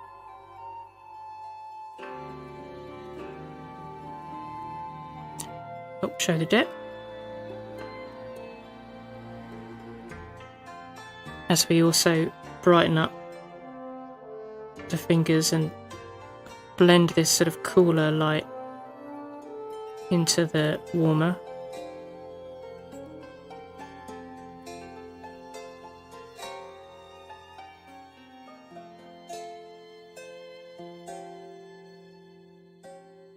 How's the quality of the stream in terms of the image quality and frame rate and sound and stuff? Is it noticeably different to previous weeks? Because what I've done is previously I was filming at 60 frames per second, which I think was the issue with the stream problems that we've been having, because it was too much. There's too much information having to be processed and uploaded through, the internet, my internet. And I was also streaming at, what is it? Not 1080p, but a little bit higher, 1144 or something like that. I can't remember. So it was a bit bigger. And what I've done since then is I've scaled it down to 1080p at 30 frames per second. So there's basically halved the amount of data that is required. So hopefully my computer and internet should be having a much easier time coping with it. And fingers crossed, I've probably jinxed it now, but we shouldn't be having any disconnects or major issues, but that's good. I'm glad that if you can't tell any difference, great. That's ideal. Because I didn't want to lower the settings to too much and then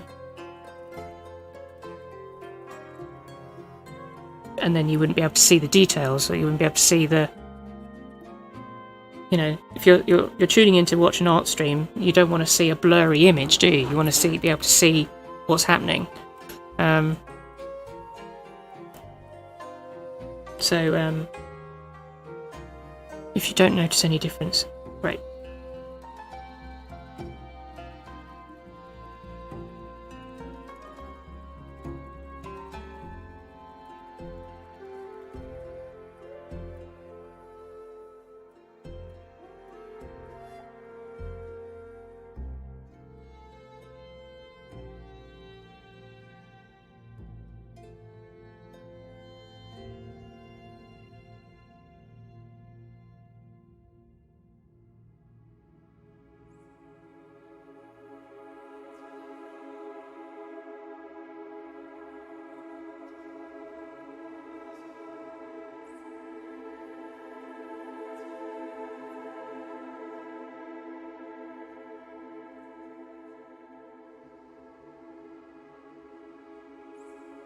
Make sure we've got some orange heat in between the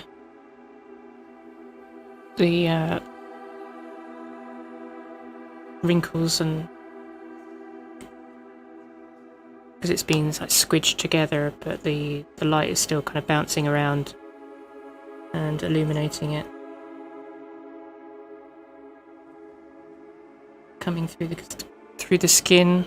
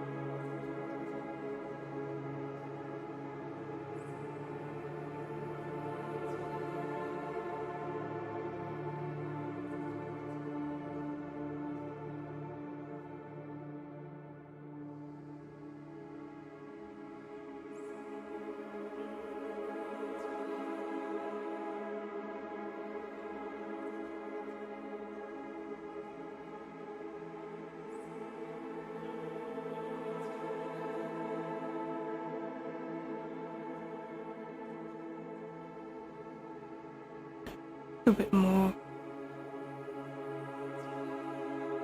light colour there, I think. Grab it up there and just mix it in. A bit too much.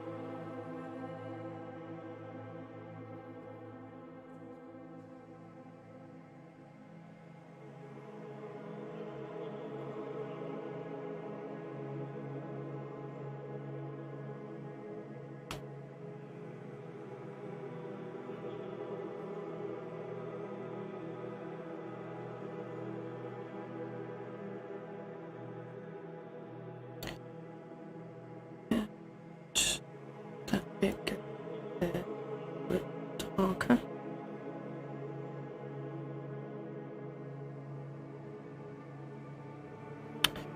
And it doesn't cut off there.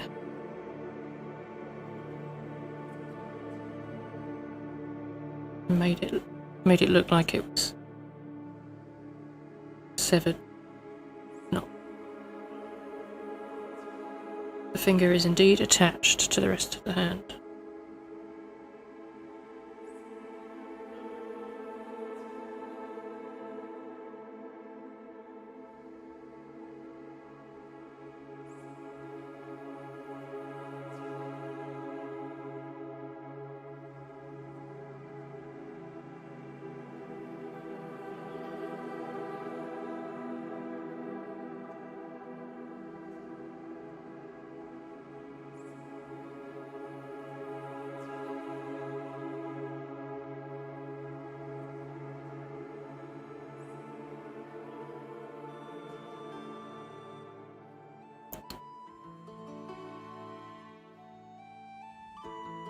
Grab a little pointed brush just to get some of these wrinkles. Trying to avoid using a line brush.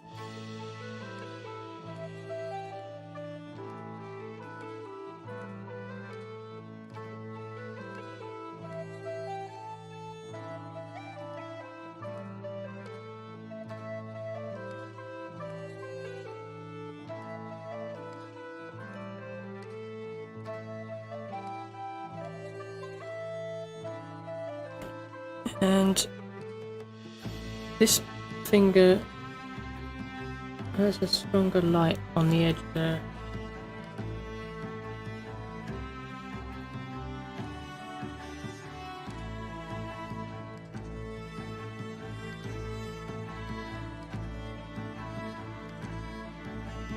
I think one tip that I would offer is that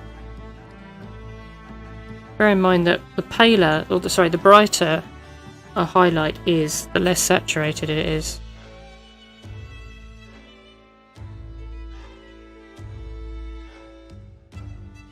See, when you kind of mix paint, when you mix it with a lighter colour, it does tend to desaturate, which kind of helps. They refer to it as chroma rather than saturation.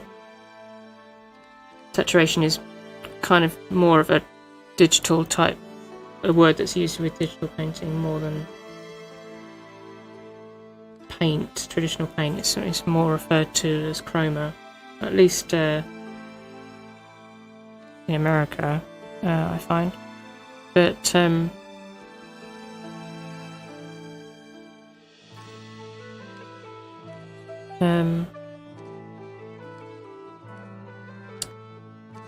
But But the thing is, with digital, you can, like, every colour is available to you. And mixing colour digitally does not behave in the same way as it does traditionally. If you were to get real paint and start mixing colours of paint around, you would probably come up with some quite surprising results. They don't behave in the same way as selecting digital colours. So there can be a tendency to kind of, you know, oh, I'll do a nice highlight, and you make it quite saturated because the colour is available to you, it's right there. And it's easier to get a nice juicy saturated colour because it's sitting there in the swatches in the colour menu sort of thing. Whereas it can be tricky to make a really high chroma paint.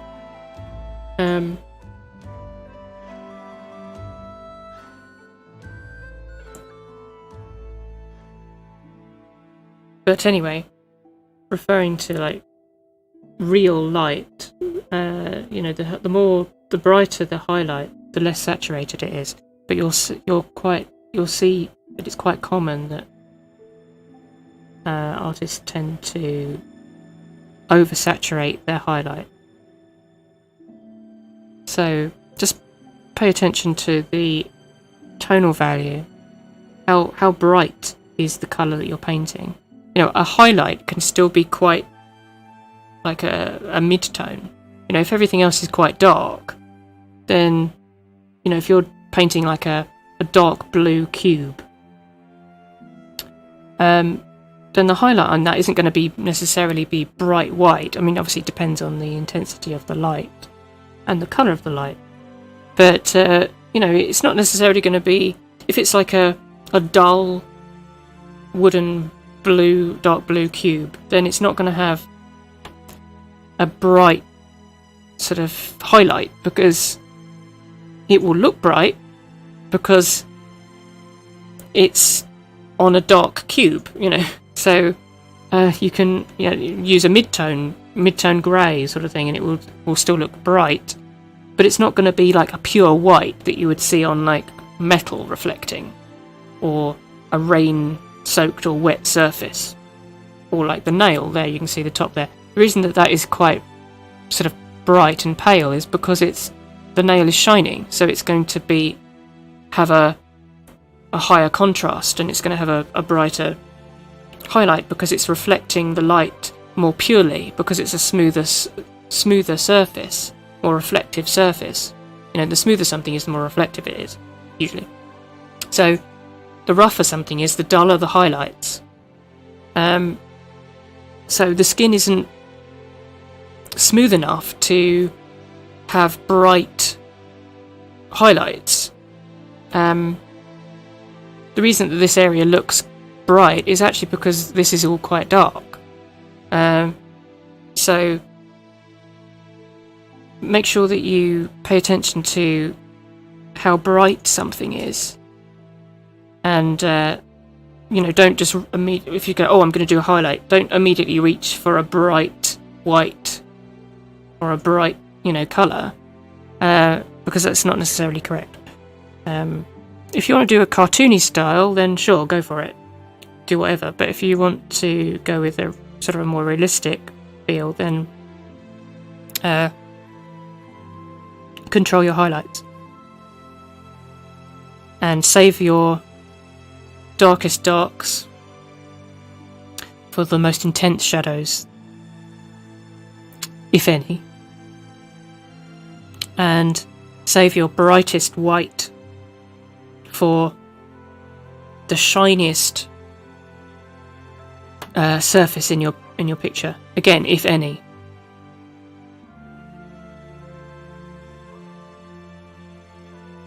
Just because you have all of these colours available to you doesn't mean that you should use them all.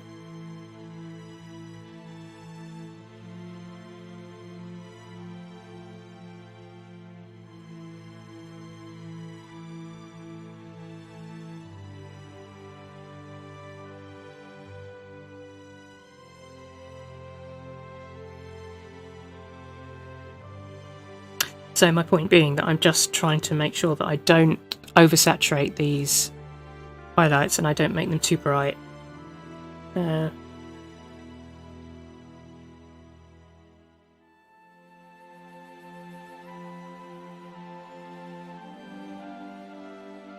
yeah, making your highlights too bright is kind of goes hand in hand with, it's the same kind of error that people make when they paint the whites of someone's eye white. Just because we call them the whites of your eye doesn't make them white. They're often a dull grey, creamy colour. Just because something is bright, is a highlight, doesn't mean it's bright. You know, it doesn't mean that it's super saturated and full of colour. It's not. It's going to be really pale. It's going to be bright and pale. Think of like a pastel colour, like a soft pastel colour. That's going to be more like your highlight colour. And even like these bits here, you see these are kind of like the highlights, the highest sort of brightest area of the hand. But they're not saturated. Then they're not like super bright. They're kind of a mid-tone, but they look bright because they've got all of this other area of shadow, darker areas around it.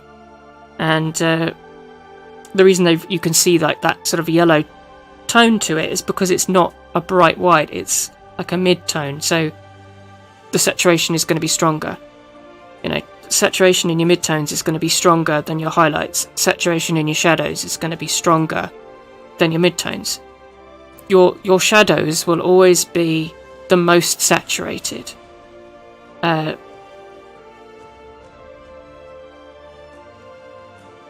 So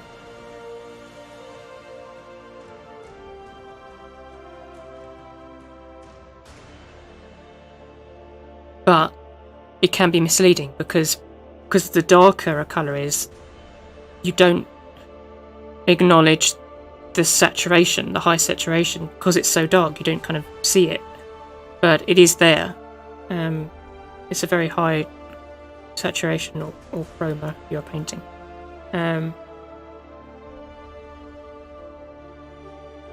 Don't make the mistake of making your shadows low saturation, and because they will look grey, they will look washed out. You know, it doesn't go like, oh, it's dark, so it doesn't have any saturation to it, and then you go into your midtones and then you up the saturation for your midtones. That's not how it works. You make your shadows the richest in saturation, and then your midtones are less saturated. But it's going to be the midtones where the colour kind of presents itself, because it's not too dark and it's not too bright. It's in that mid-tone, literally. And therefore, the saturation is kind of like mid as well. And that saturation will come across much easier in your midtones, which is why that ends up leading to people thinking that, you know, your shadows are devoid of colour.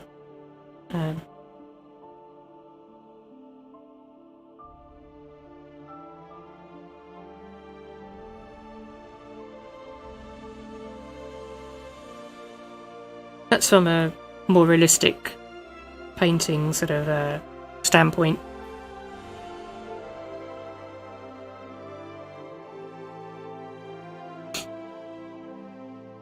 And if we're referring to like different objects, say you've got like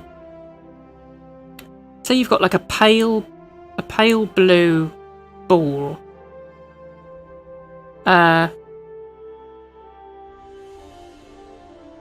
Sitting next to, I don't know, like a darker object or something. It's difficult to explain without kind of showing it, but the shadows of both objects are going to be more saturated. So, you know, that ball might not be particularly saturated in general, compared to, you know, a bright cube that's sit next to it. But in relation to itself, that ball, that low saturation ball, is the shadow. Its shadows are still going to have a higher saturation than its midtones. The midtones are still going to, of that ball, are still going to be higher in saturation than its highlights. So, you know, you have to kind of pay attention to every object separately, but also together at the same time, which obviously makes painting difficult. But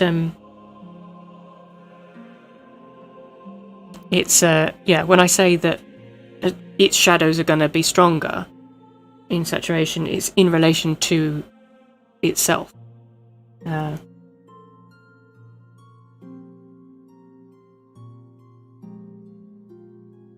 You know, you could have a dark object that is low saturation because it's just its base colour, its local colour is washed out.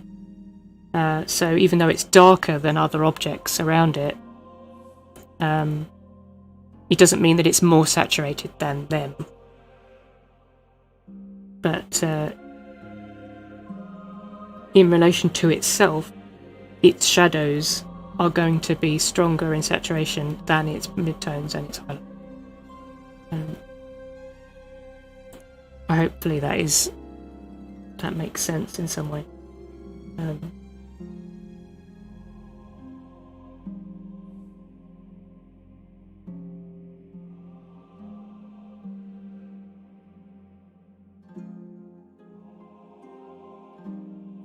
little bit more saturation there in the orange there because it's a little bit darker, so it's going to be more saturated.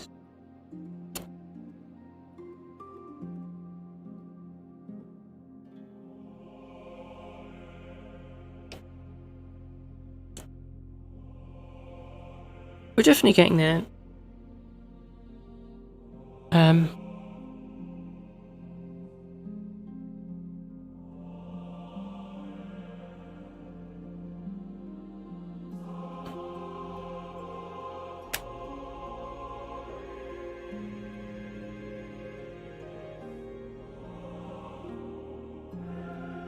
I hope you're enjoying the stream anyway. I know it can be very painstaking, and particularly at this stage where nothing huge is happening. You know, it's not like great changes are happening. It's not like huge. It's not like at the beginning of a painting where throwing paint down can make a huge difference very quickly because everything's, you know, starting, everything's fresh and new and exciting. When you get to the detail level, it can be very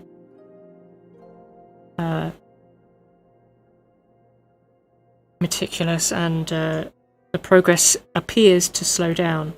I'm actually doing the same amount of brushstrokes as I would do at the beginning of a painting, perhaps more, but they're just smaller and more subtle.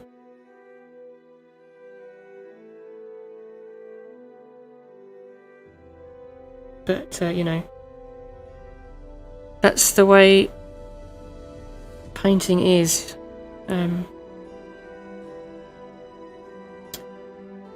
It's not all going to be exciting all the time, unfortunately. You just have to kind of get into the groove, get into the zone, and just kind of work it out.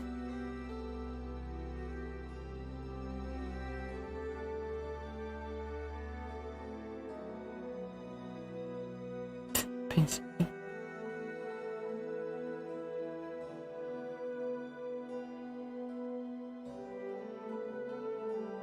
Hopefully you're enjoying the music as well. I often listen to this type of music when I'm working. It's nice, sort of atmospheric, ambient background music. It's not distracting. If anyone is interested, then I've linked the composers, the musicians, in the description. So if you want to check out their music for yourself, take a look.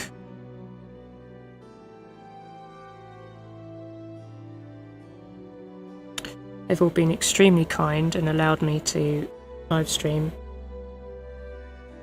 using their music,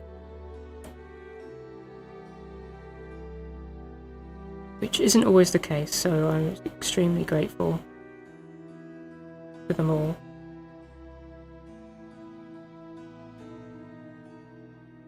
For allowing me to do that, utilise their music and have it playing and be entertained by it.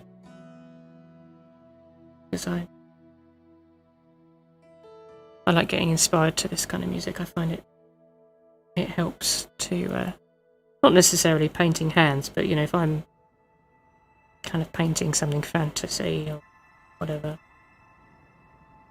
something imaginative, more imaginative than a hand, then it's a good set of tracks and playlists and all that to get your imagination going. And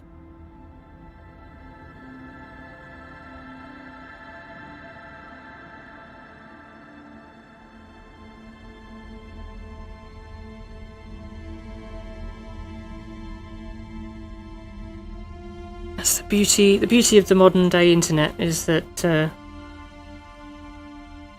indie composers, you know, just ordinary people can just start making music and then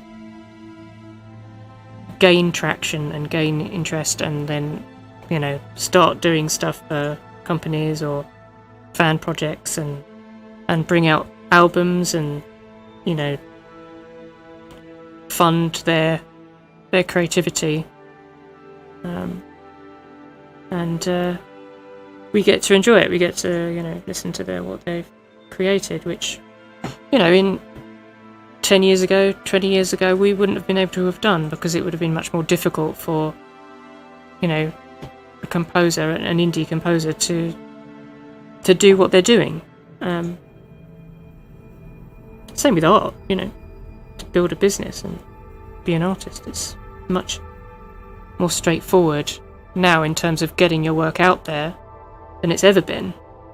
Of course, everybody is doing it now because it's easy to get your work out there, but you know, it can be difficult to get spotted. But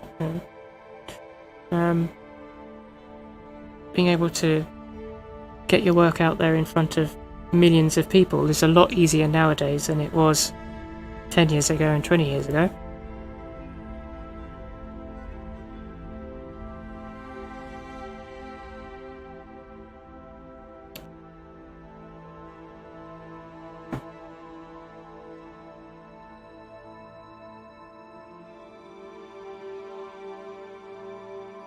This kind of makes you think of the amount of people that must have been talented in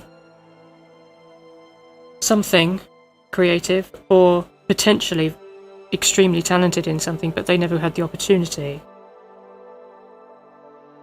because, you know, the internet wasn't around. And, you know, it makes you wonder how many, like, incredible creative things that we as people have missed out on because,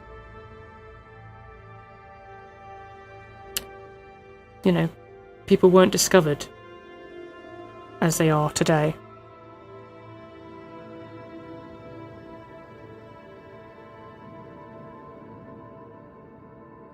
Or didn't have access to the education that we have today.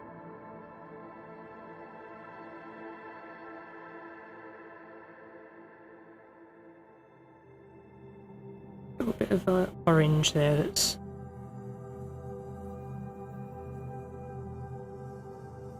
just catching that underside of that little fleshy lump.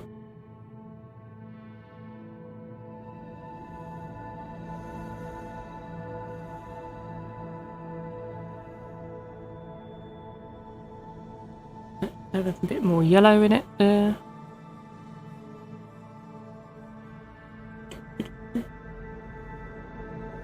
And a little triangle. There you are. See? No lines, just shapes. Little triangle of light there.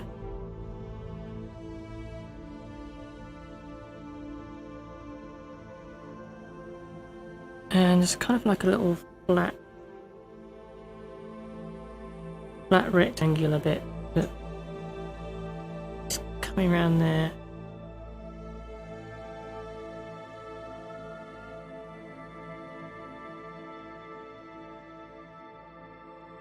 And it blends in a little bit better.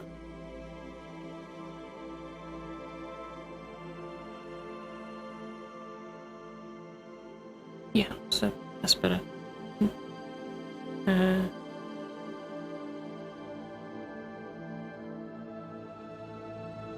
That line there isn't as pronounced.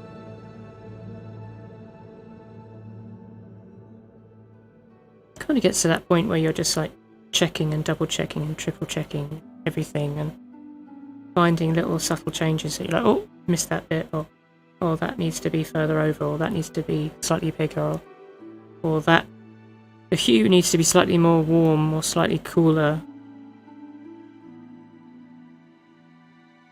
And of course it's up to you to decide how much of that you want to do and how important that is. But I kind of use these studies as an exercise in observation and like replicating the reference to try and get my colour accuracy better, to try and improve it, so that I can kind of, you know, nail the colour. Like I see a colour in the reference and then I try and pick the same colour and get it right, and kind of hone my, you know, observation perception, I guess, or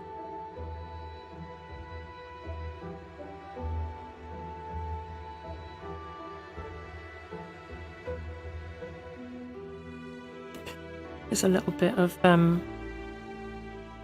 light there that's catching the top.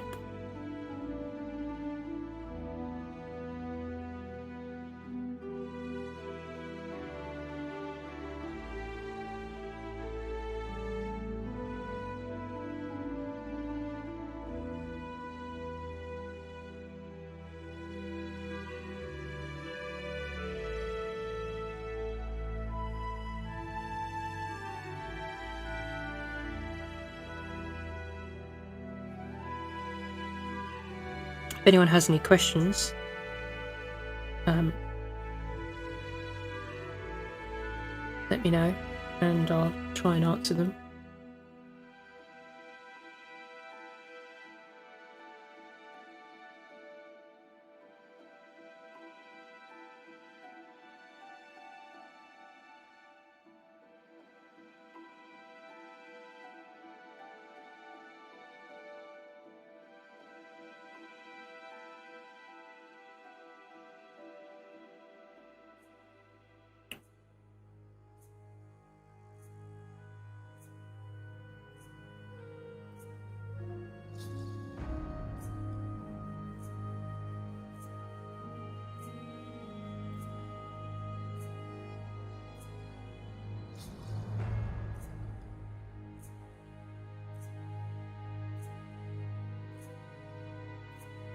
Let's get back to painting these fingers.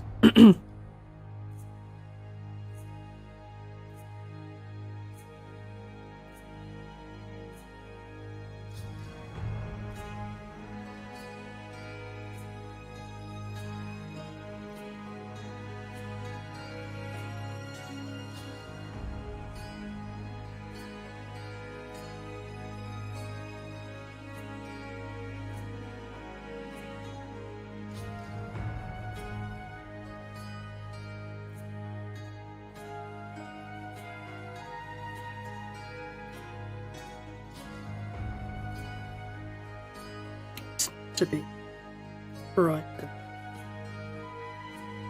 And those wrinkles are less severe, so I need to make them brighter.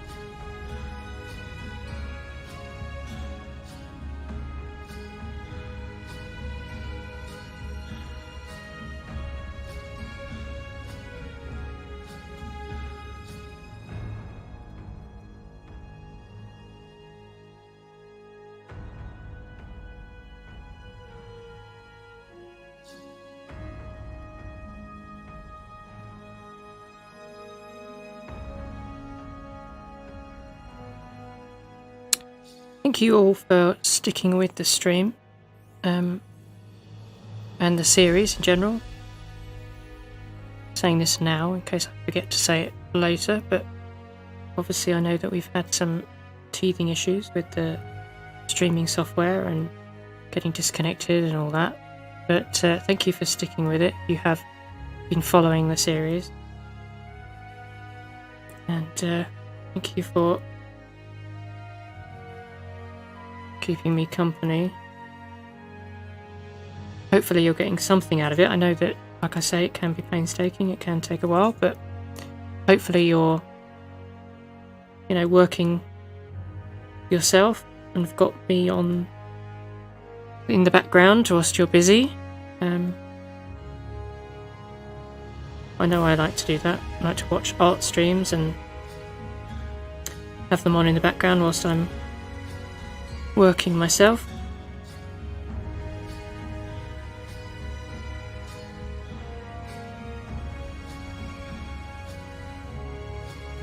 But yeah, hopefully you've got something out of watching.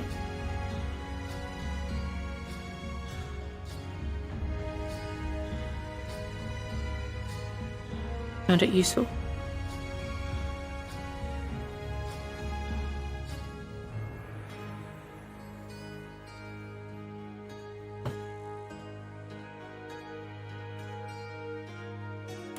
Yeah, I know, it's been, like I say, it's been a year. Year and 3 months? No,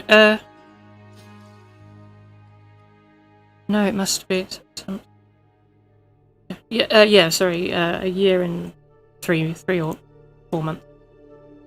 Which, wasn't my intention at all, but like I've said in a previous stream, it was busy making brushes and doing commissions and learning stuff and just taking some time out to paint stuff away from a live stream, because sometimes it can be painting live with people watching you, and it can be a bit nerve-wracking sometimes, and it was just like a different mindset as well sometimes, because you're not able to kind of take a break in the same way that you would if you were painting, offline. You can take a break whenever you want and you can talk to someone, be distracted, or you can do whatever. That it's more relaxed, basically. Live streaming isn't necessarily particularly relaxing.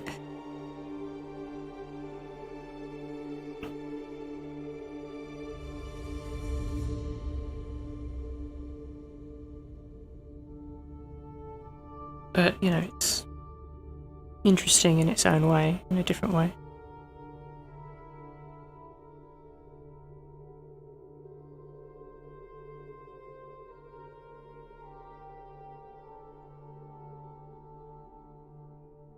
A bit of a warmth there.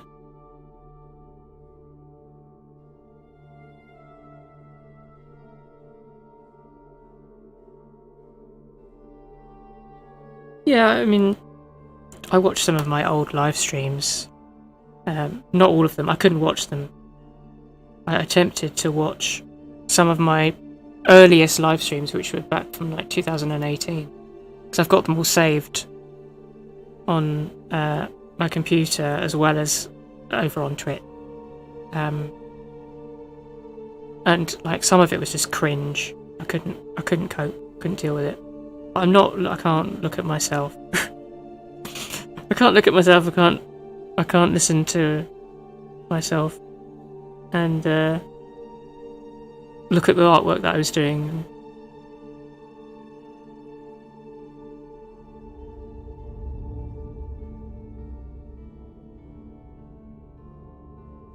Give me a handful of months and I won't be able to watch this one either.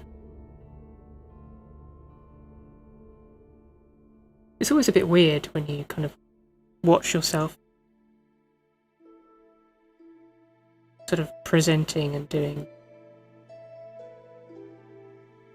It is kind of important to watch yourself because you kind of get an idea of how you come across, because it's like giving a speech. You kind of sit there and you think that you're struggling through a conversation to kind of figure out what the hell you're saying, and you're not making any sense, and it's all a complete mess, and you look like an idiot. You're convinced that that is the case, and you then watch the stream back, or a portion of it, and you realise that it wasn't actually as bad as you made it out, you know, as it felt in the moment. And so I have got better over the years, I do find. I've become more relaxed about it.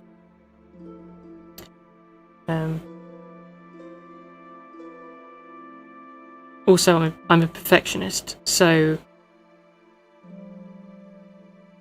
it's difficult for me to, like, be messy on stream, particularly.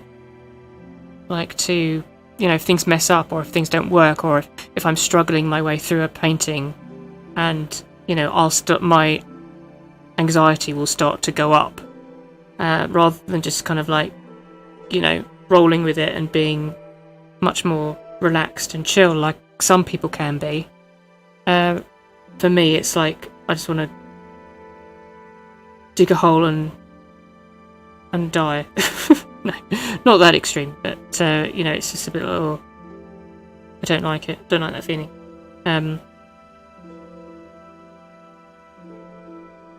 I like it to be somewhat professional. I think it also comes from like not wanting to waste people's time either.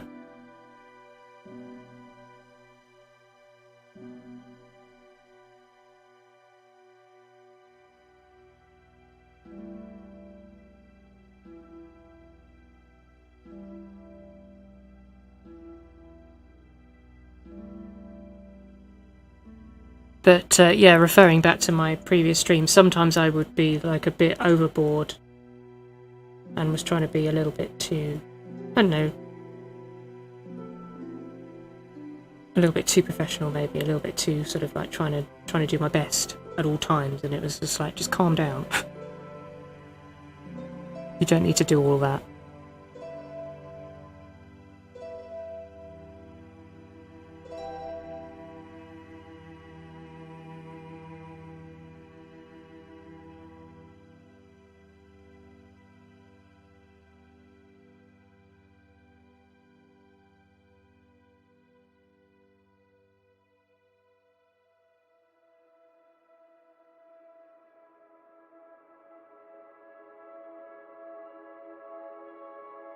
Yeah, I'm sure many streamers go through the same thing. There are streamers out there who are really quite like chatty and positive, and you know, you'd think that everything was fine, but then they're on their social media and they say that they're like struggling, you know,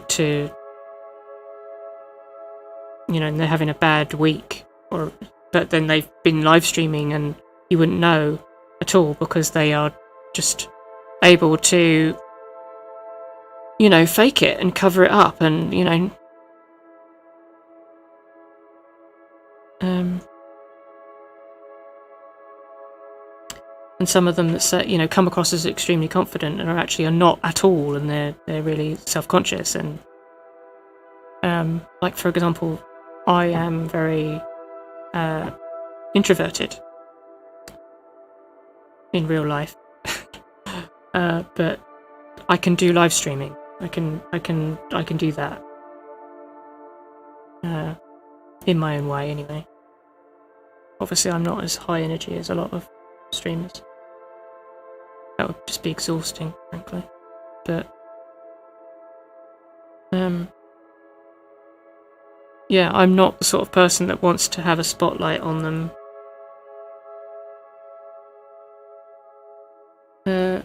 But I will say that if it's something that I know that I'm experienced in, that I've got a bit of knowledge in, then I'm better. But if I go into a situation where I've got no control over it and I don't know what's going on, I've got no real knowledge of anything, that's like a nightmare for me. I don't like it at all. But we fight our way through it in order to get better.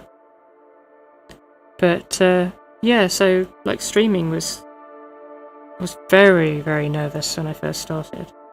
I don't know whether you would necessarily be able to tell.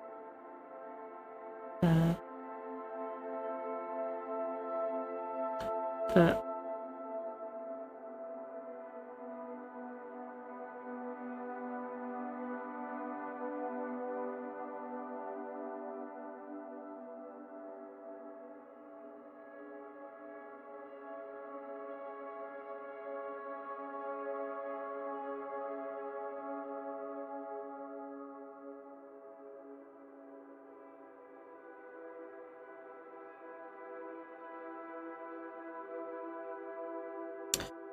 grab a bigger brush, some paint down.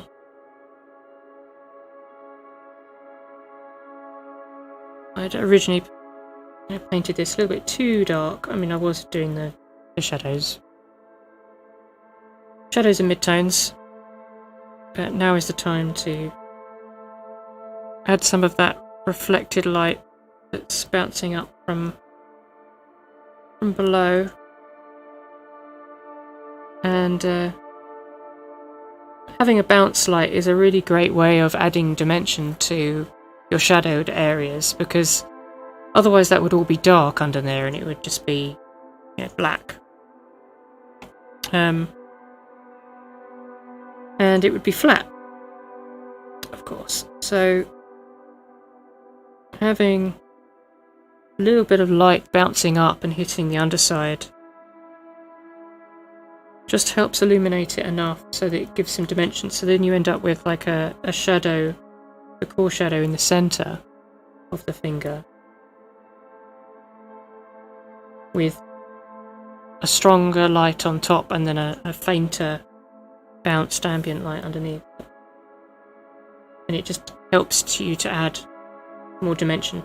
I would always say that anything you paint should always have two light sources. It should always have the direct light source, which is a stronger light, and then have like an ambient side light, and shine that into your shadows. And you'll find that it will give your work a lot more dimension, and because you'll be able to describe the shadowed areas, the darker areas, a little bit easier and better, and it will make everything look more three-dimensional.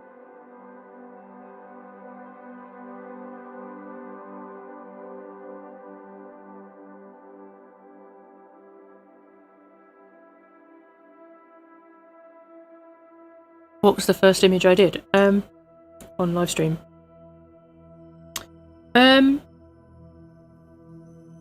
I believe the first livestream I did didn't have any commentary at all. It was just me painting, and it was a rose. It was a purple rose. I was doing it as a present for my mother-in-law.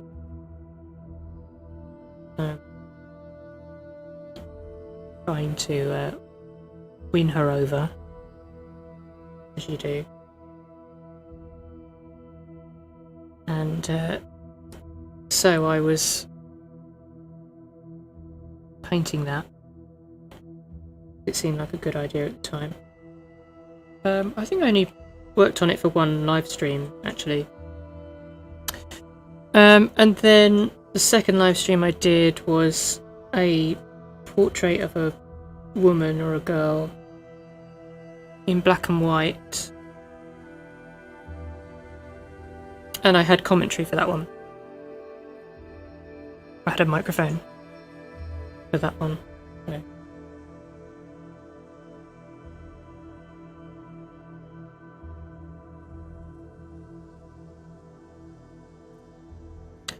It seems to be much brighter here.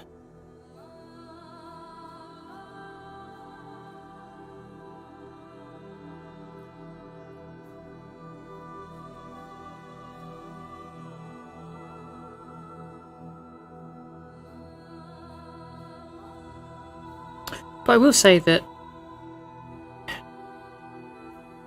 like, some of the advice that you get from, you know, these professional live streamers that do it all the time, they will say, like, oh, you've got, you know, have this, have that, you know, have decent lighting, have a good microphone, have this, and have all of your alerts and stuff. And not everyone says that, but, or at least looking at all of these professional live streamers, you get the impression that you need to do all of that, and you don't.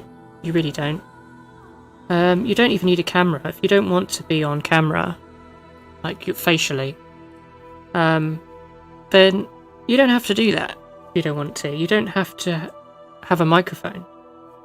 There are plenty of streamers out there that, you know, and YouTubers and stuff that make a very successful channel out of, you know, not having those things, you know, not having a camera, not having your voice droning on, you know. And you don't have to have all your alerts and emotes and flashy sparkly things flying around the screen. You don't have to have heavy music blasting into people's ears. You don't have to have anything like that.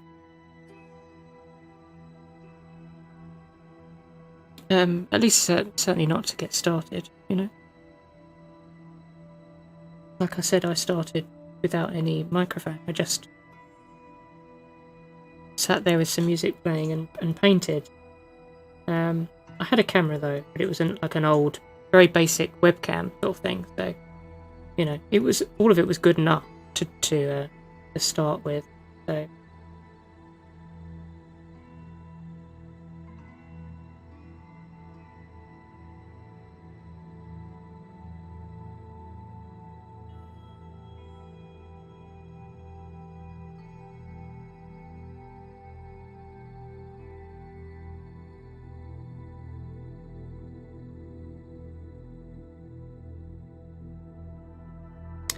Oh, the portrait of the woman. I think I did finish it on stream, didn't I?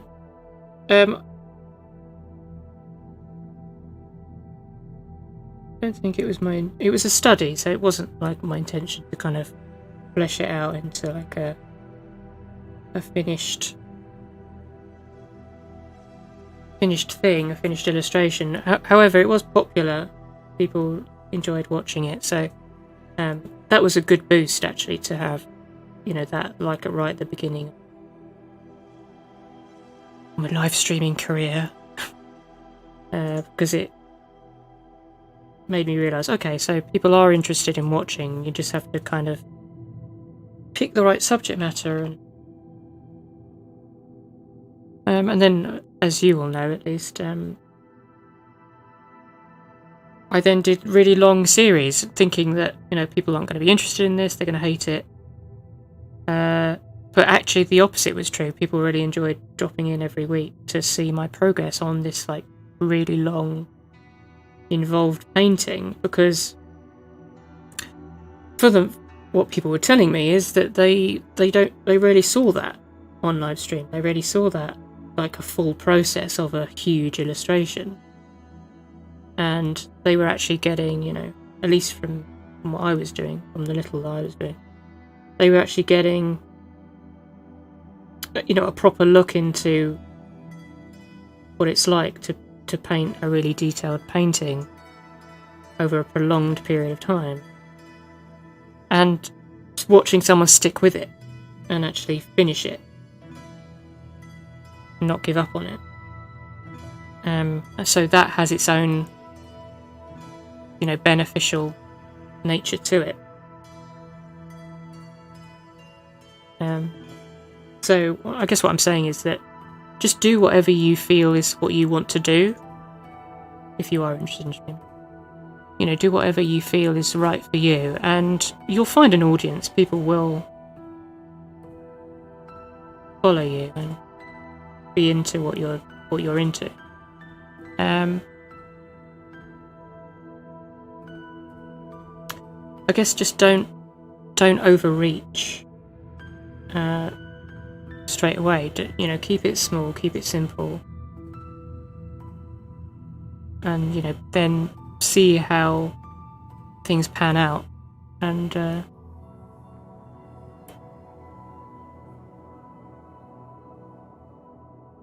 see what people like, see what people want from you, and whether you can provide that, whether you want to provide that.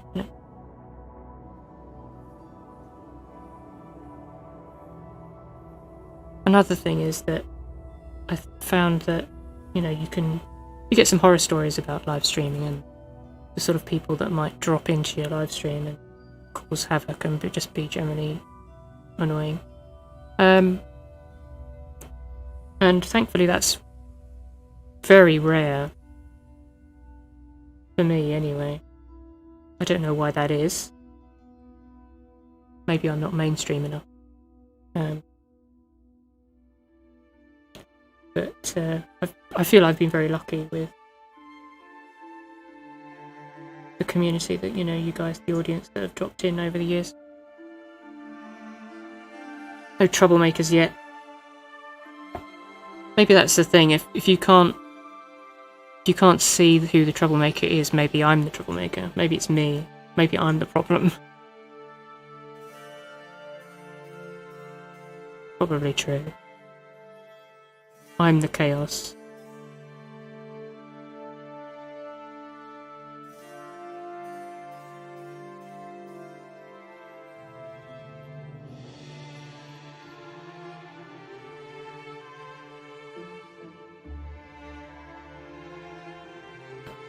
Who knew all this time I was the problem?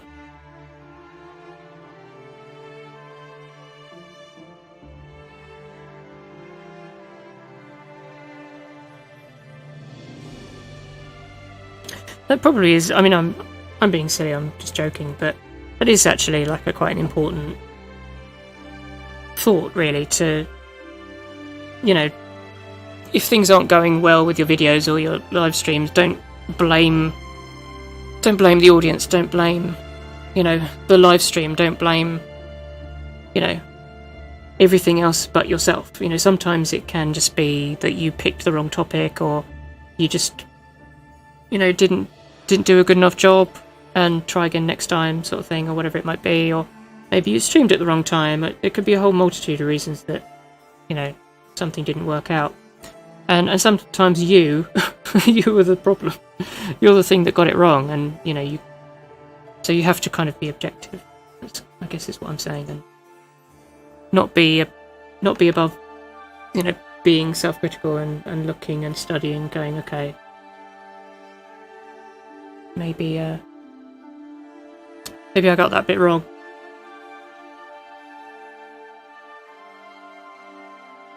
And then you can adapt and kind of change things and be open to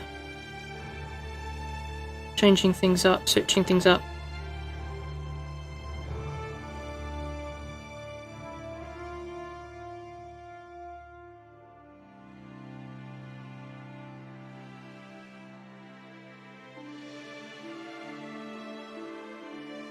And I guess, lastly, not everyone is cut out to live stream, and that's not like a negative thing. That's not like a criticism or anything. It's just that some people thrive on live stream. Some people just, they just have the right personality or the right content or they already have a following elsewhere or something, so it's easy for them to kind of convert their followers from, you know, Instagram or something or wherever to turn them into live stream watchers, audience. You know, or like I say, they're just cut out for being a live streamer, and not everyone is going to be like that, and that's okay. And it doesn't mean that you should say I'm a failure and, you know, I'm useless, and, you know, it's just not for you. It's not gonna work, and that's okay. And, you know, there'll be something else that you can do.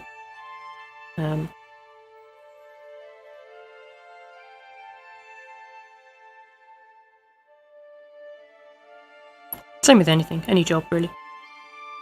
You know, we can't all be brain surgeons, you know. We're not going to be cut out. We're not all going to be cut out for it. So,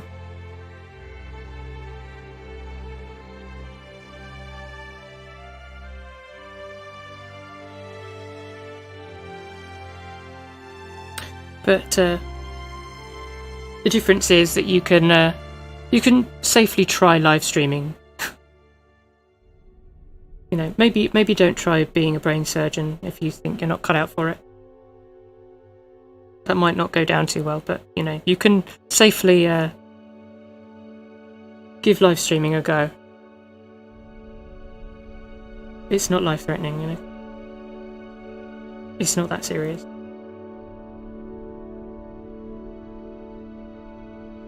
Who knows, you might surprise yourself. You know, that said, you know, saying we're not all cut out for it. You might be convinced that, oh, I'm never going to be good enough to live stream. I'm not the right sort of person. I'm not going to be able to have the right content. People aren't going to be interested. I say give it a go anyway, because like I said, I was nervous when I first started. I didn't think that people were going to be that interested, but they were. So, same with videos on YouTube. You know, I didn't think that my videos were going to become that popular, but then I've still got a video that I did several years ago, admittedly, of, I think it was a Medusa painting, and it's got like almost 200,000 views, which, you know, probably isn't that many in like the full sort of scale of things, but, you know, I haven't made YouTube my career, and I didn't really push that video either. It just kind of like went viral, and people just really resonated with it, or it resonated with them, and you know, like, oh wow, people were actually enjoyed that one. Then they enjoyed that video. You know, so I would always be encouraging to say, give live streaming a go, give YouTube a go if you want to make videos, and you might surprise yourself.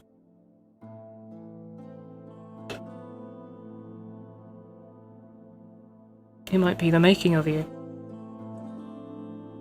It might be the very thing that will help boost your confidence. Yeah, not to get too deep or anything, but I think it did actually for me. It did help kind of boost my confidence in a way. As far as like talking about my work and stuff is concerned, I realised that people were quite happy to listen to me waffle on, and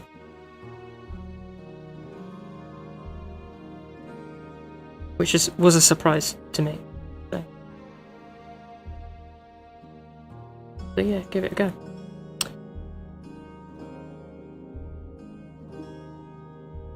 I would. Yeah, exactly. Well, this is another reason why I've kind of started to stream on YouTube, and why I liked making YouTube videos. It's because it's evergreen.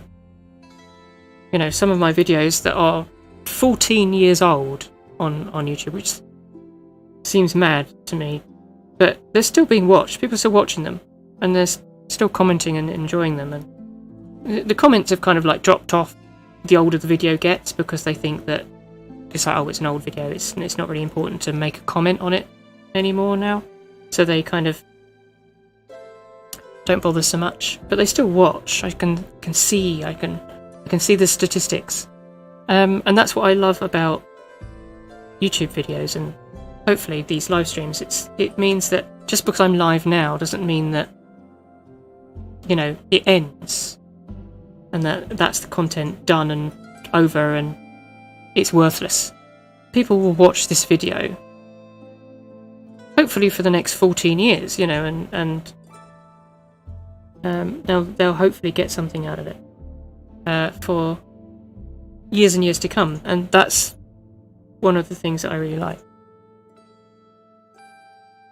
about making videos, making stuff on YouTube, because the difference with Twitch is that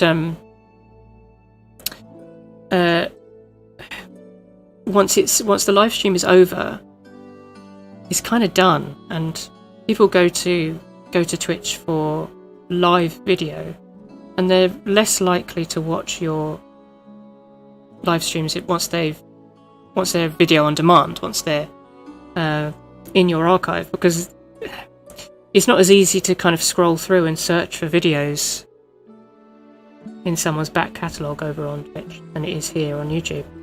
So, and the nature of YouTube originally being about video, it wasn't about live video. So people are kind of used to just tuning in and watching an old video on demand from several years ago. They don't care. It's not about whether they're quite happy to watch old videos just as they are watching something that's recent. So, and that's great from a content creator point of view. Knowing that your content is going to potentially, you know, keep on giving for years to come, is exactly what you want, because it means you can build. You can start to build a following, build a wealth of content that will hopefully be useful forever and ever.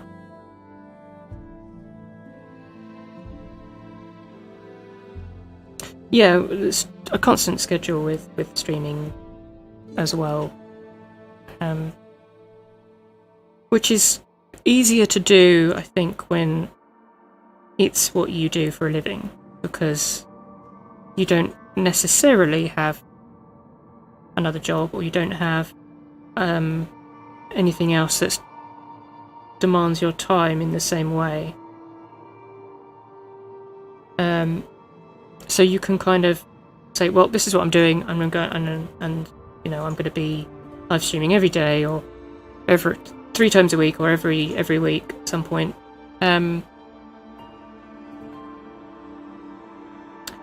But obviously streaming every day isn't necessarily going to be practical for everyone, because you might be doing it as a hobby, you might have 2 jobs.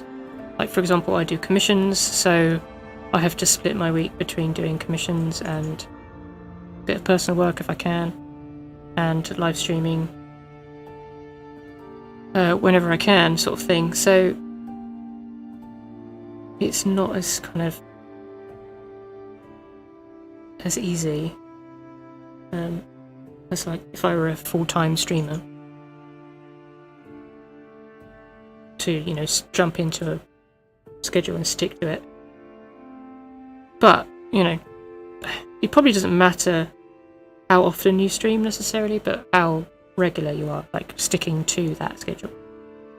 Like for a long time I was streaming once a week for several years, and I did find that more people dropped in, and because it became part of their routine. And I think that's it. If you can get to a point where you become part of what someone does regularly, you become familiar, and you kind of start to be part of their lifestyle and their routine and everything. So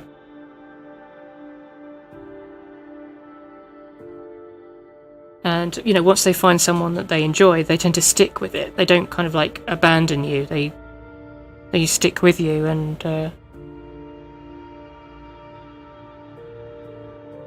people know what they like, you know, and they kind of tend to stick with it.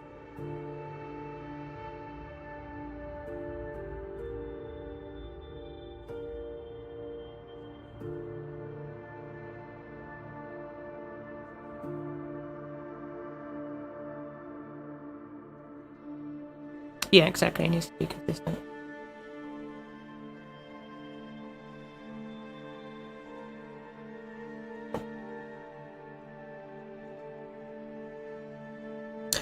But yeah, again, when I was talking about, you know, live streaming and what you think you need to do in order to be successful, I think one of the misconceptions is that you need to stream all the time. You don't. You just, as Ward was saying in chat, you know, you just need to be consistent. So, you know, pick a schedule that works for you. Don't overreach. You know, start small, like I said, and then build up. You know, and build up slowly and find that balance that is realistic and doable, that isn't going to make you insane and tire you out, because live streaming can be exhausting.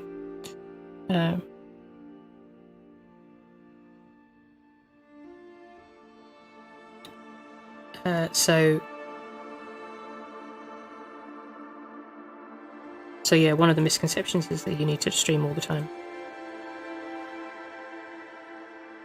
It might help you gain followers quickly, but then they'll become accustomed to you to be streaming all the time. So that's the danger, you see. You might get followers, but you'll get followers that are then going to expect you to stream every day, and they want you to stream every day because that's what they're used to. And then you kind of get locked into that feeling that you need to continue to stream, even if it becomes difficult for you. Then you need to constantly stick to that rigorous schedule that people have expected of you, come to expect of you, and that's when it can get difficult and not sustainable long term, because you'll just burn yourself out. So that's why I say start small and build up to it.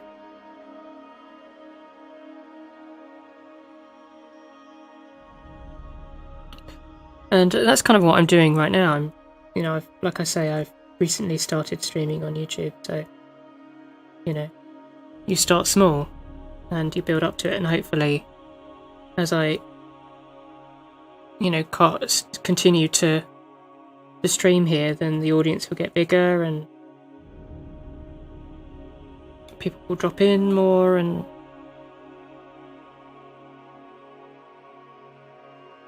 but like I said,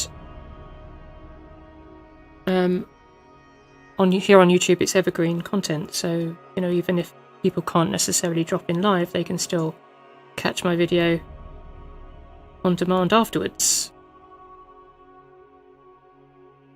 You're going to get far more, like in the fullness of time, you're going to get far more people watching your video,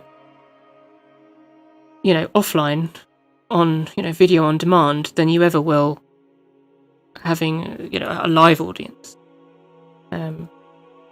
So you kind of have to bear that in mind and think, well, it's not just all about being live, it's about just making content that is going to last and that people are going to want to come back to and watch again, which includes the commentary as well, not just the artwork or whatever the content is that you want to make. But that's kind of like the little things that I've noticed anyway. You know, I'm not an expert by any means, so, you know, if anyone's got any other ideas or techniques and secrets that you want to share, then please do. I'm willing to learn and learn more. But that's kind of what I've noticed, I guess, over the years.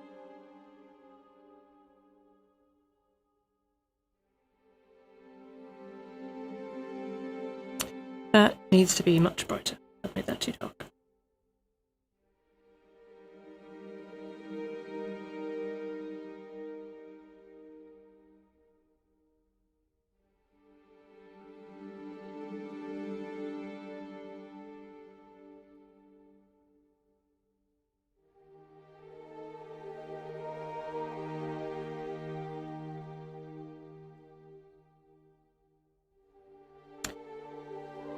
Who knows, if I get super popular here on YouTube, then maybe my reward to you will be a mouse cam. If you were here earlier, then you'll know what I'm talking about. If you don't know, then I do have a little pet mouse, a little wild mouse, that is over there. Currently still asleep. But who knows? I know that there are streamers out there who have a dedicated camera for their cat or dog or various animal. So, who knows?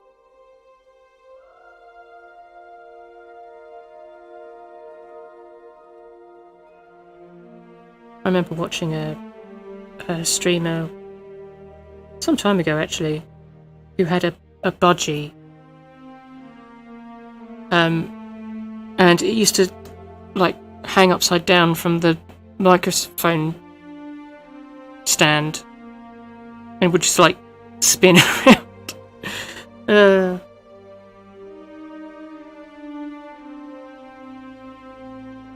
But yeah, and she had stickers, like emotes and stuff, built around the budgie. So there are plenty of examples of streamers who utilize their cat, their dog or whatever, or their random pet, their lizard, and they make emotes centered around that, and that is popular. So, you know, there are various techniques and tactics you can use to get people to watch. See, I knew that would wake you up, Wood. But the trouble is, she'd probably be asleep.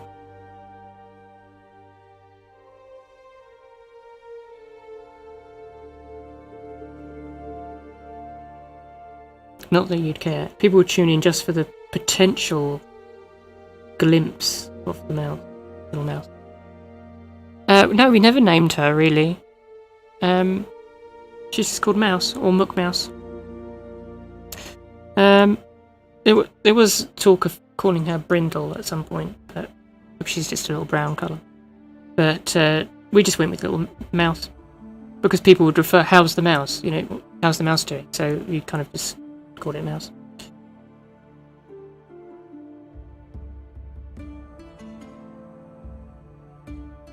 It was partly a way of like, no, I'm not. If I name it, I'll get attached to it, and I'll never release her. Well, I never released her anyway, so you know, it didn't really work out, did it? But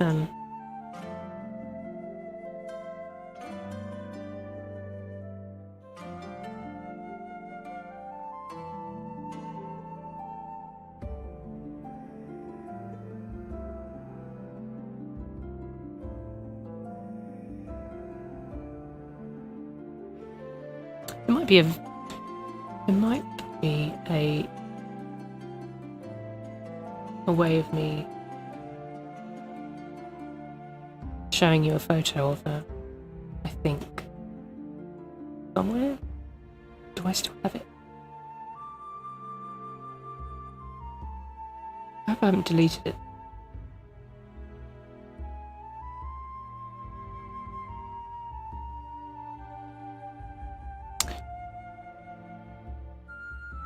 Take a quick break.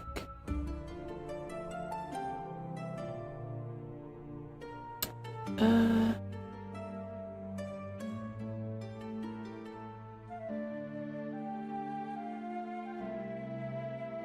don't think I've got any photos of her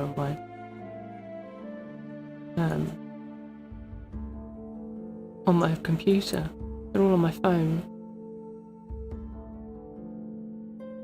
I'll have to figure it out. Oh, I thought I might have a little photo of her. I did used to have one on my Google Drive, so I could show people, but it's disappeared. I think I got rid of it. I've still got the photo on my phone, but saved somewhere.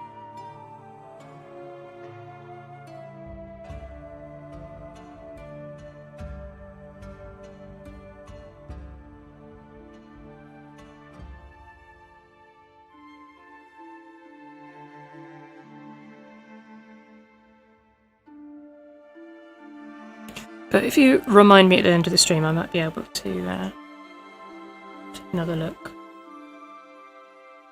I don't want to go down a molehill and get distracted.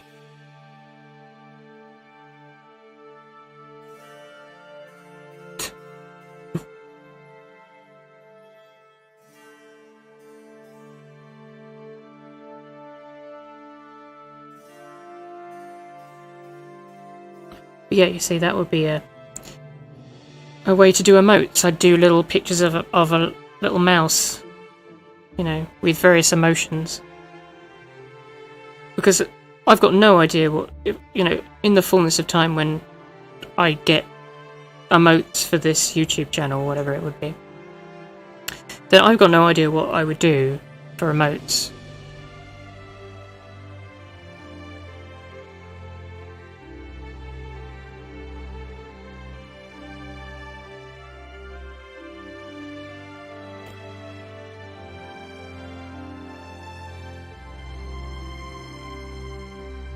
A little bit of light there.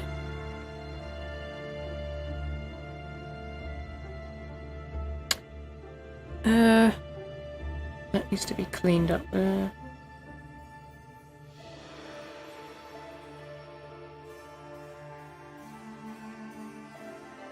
Yeah, if anyone's got any ideas of what emotes I could have, by all means let me know.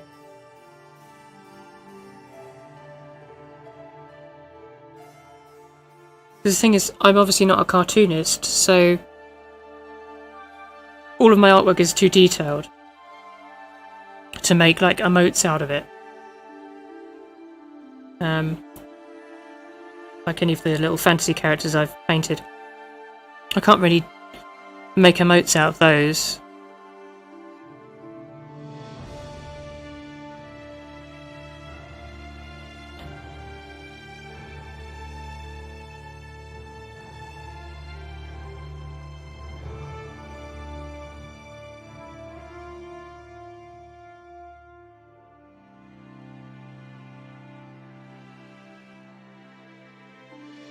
But I'm probably a long way off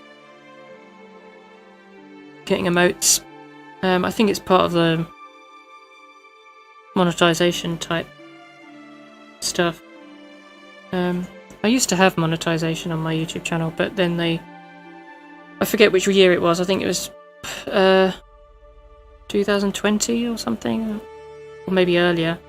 They changed the guidelines and it meant that a lot of small channels like mine lost monetization on their channel, so it killed a lot of small channels because there was no incentive to make videos. That's why I dropped off and didn't do as many videos for a while, because, you know, the small amount of money I was getting from ad revenue from being able to monetize my channel was reduced to zero basically overnight. So it was like, well, that's not exactly the right way to go about, you know, encouraging people to make content. It's like, well, everyone starts somewhere. So you've got to have some incentive to create videos, and for some people, or, you know, some little small businesses and stuff, actually being able to monetize their work is really important. Which is why a lot of people switched to using Patreon as a way to try and get support, because they were no longer getting it from ad revenue. To just put people in, to clue you in order to get subscriptions, sorry, not subscriptions, memberships on YouTube, you need to have 3,000 watch hours in total in a year. You have to have 1,000 subscribers. Now I've got 7,000, so thankfully I gained all of those earlier on in my YouTube career. But the watch hours are ridiculous. You know, I do not have 3,000 watch hours. anywhere near, so it's going to take me a long time to get there, and which is another reason why I thought I'd try live streaming here, because maybe it would help boost my numbers and get me closer to being able to have like memberships, and because I think the next tier up from that is like full monetization, so you get some money from advertising, and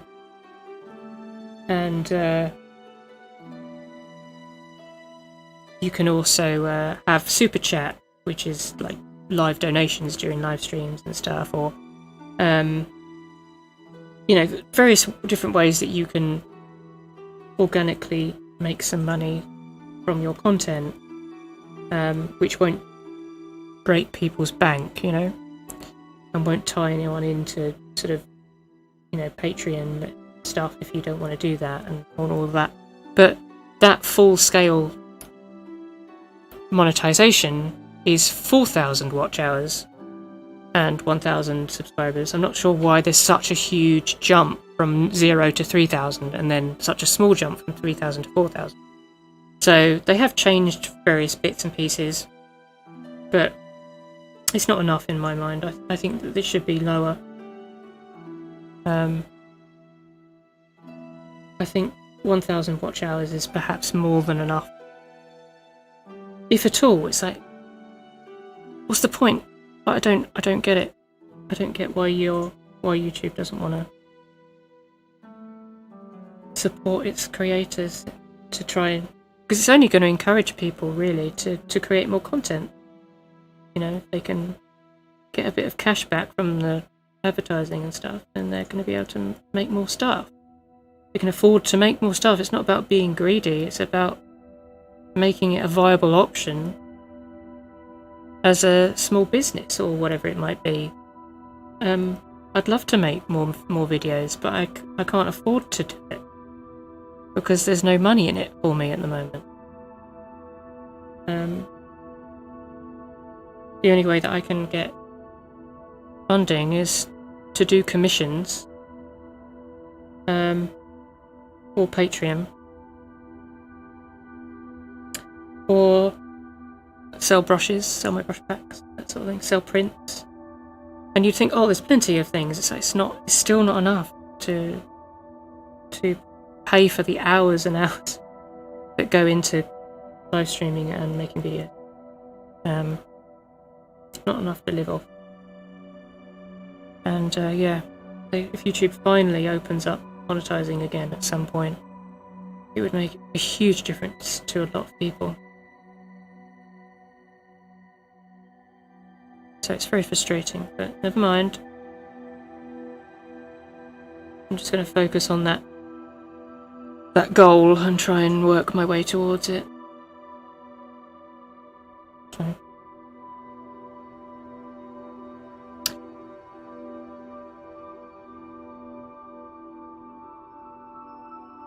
Yeah, exactly. I mean, filtering out bots is important. You know, I can see why, you know, bots would put up videos and then harvest monetization from it and stuff, but it just does seem a bit strange that it's such a huge target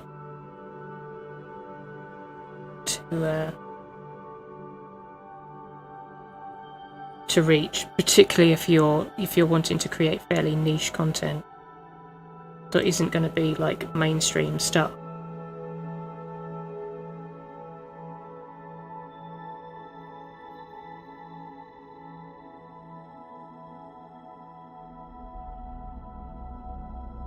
But yeah, never mind, that's the way it is for everyone, so you just have to deal with it.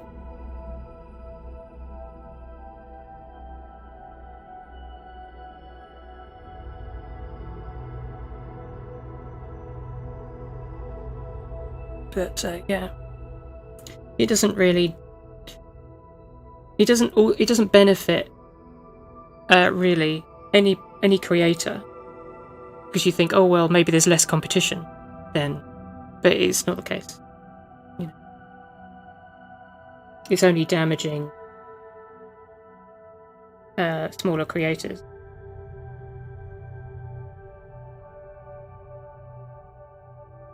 But yeah, those are the ones you want. You want the small creators. You want the people that are doing like the really niche stuff, because that could be the very thing that you're like really into and want to find, but it's not on there because people can't finance it, basically. Can't monetize it. So they don't bother. They don't bother making the video in the first place. So it's a shame.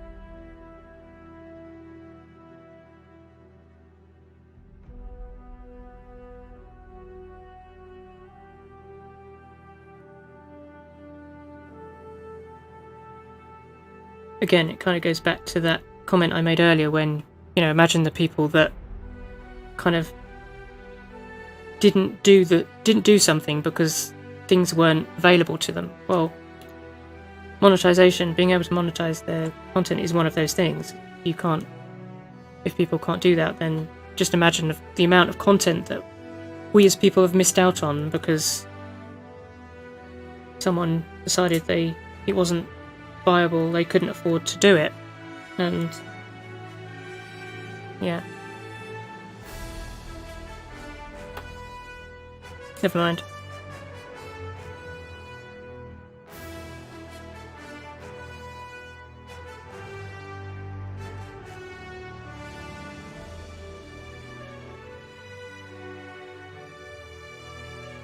Yeah, I am very lucky to have the subscribers that I do have, and that I built up in the earlier days of when I was doing videos. So I'm able to kind of, tap into that and hopefully get people to drop into the stream or watch my videos and stuff in that way. But yeah, I've got no idea what it must be like for people starting out a new channel now.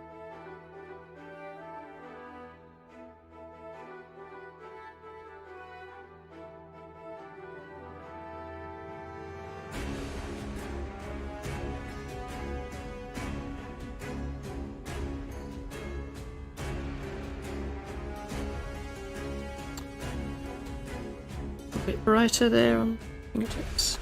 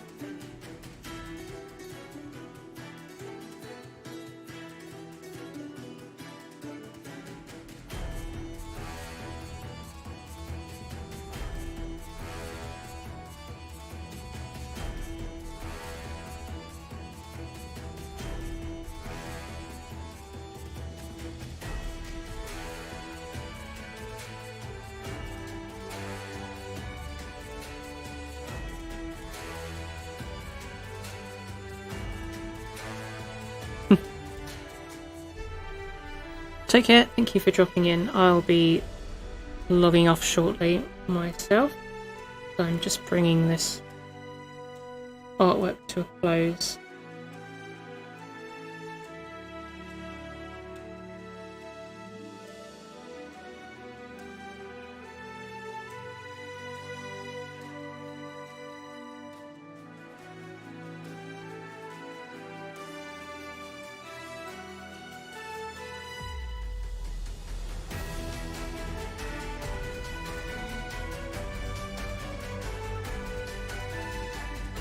Just trying to get those little highlights on the nails where the light is shining through the nail and making it glow and making the end of the finger glow.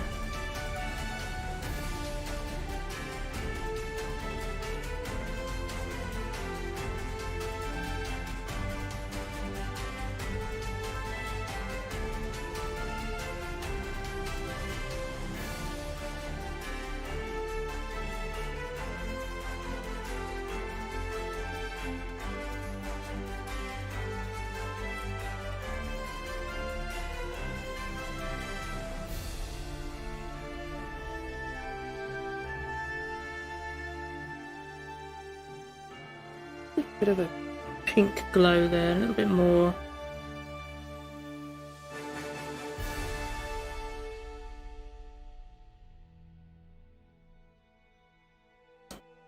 Shadows.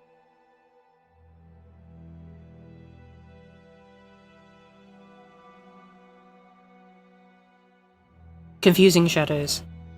Thank you, I'm glad you like it. I've enjoyed painting it. It's been a really good exercise in like shadow and light, obviously, but just having a really nice warm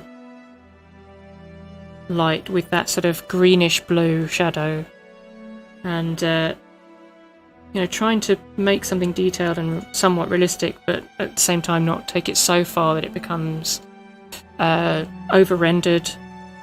And I've still got a bit more work to do. I won't finish it completely on stream. I'll want to take a break and come back to it another day and just finish it off in my own time. Spend another hour on it or something like that. Once I've refreshed my brain.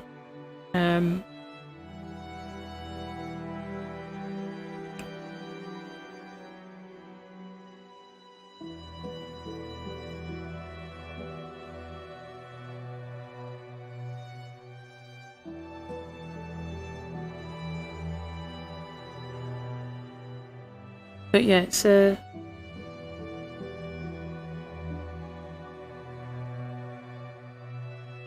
it's a nice way to kind of practice and to learn and relearn your, you know, keep things honed, if you know what I mean. Sort of, you know, art is a muscle. You've got to keep using it, otherwise it will waste away. You take a break from art, then your skills will decrease. You have to keep it up. It might not go all together. You know, you never forget how to how to ride a bike, you know, but you've got to keep going.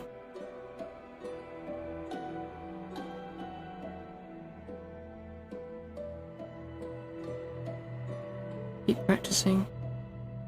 And that will never change. You know, if you're a professional, if you're someone who's, you know, got a lot of art experience for years and years and years, you will always be learning, you'll always be building, and you'll always need to practice, you'll always need to continue to hone your abilities and remind yourself and build that muscle memory, you know. So, but that's, you know, that's not a bad thing. I'm not saying that that's you know, if you're interested in doing art, then get used to it. Get used to that feeling of constantly having something new to learn. And you'll never reach the finishing line. Don't ever think that you will, you know, there's the goal, there's the finishing line. It's like, because once you reach that finishing line, there's another one further on. Yeah, it never stops, and that is the enjoyment of it. That's the reason we do it. It keeps giving. It keeps challenging you. It keeps teasing you, saying, you could try this now. You could try and get it better this time. You could try and get quicker next time. You could try and do something different that you haven't done before. You know, it's part of the whole nature of being an artist. Constantly chasing the next dream.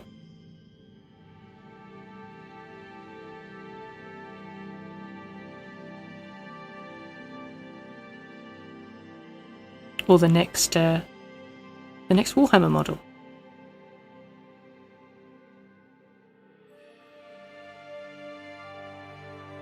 That's a little bit of an in-joke there for some people in the chat. It never ends. Once art has got you, it's got you for life.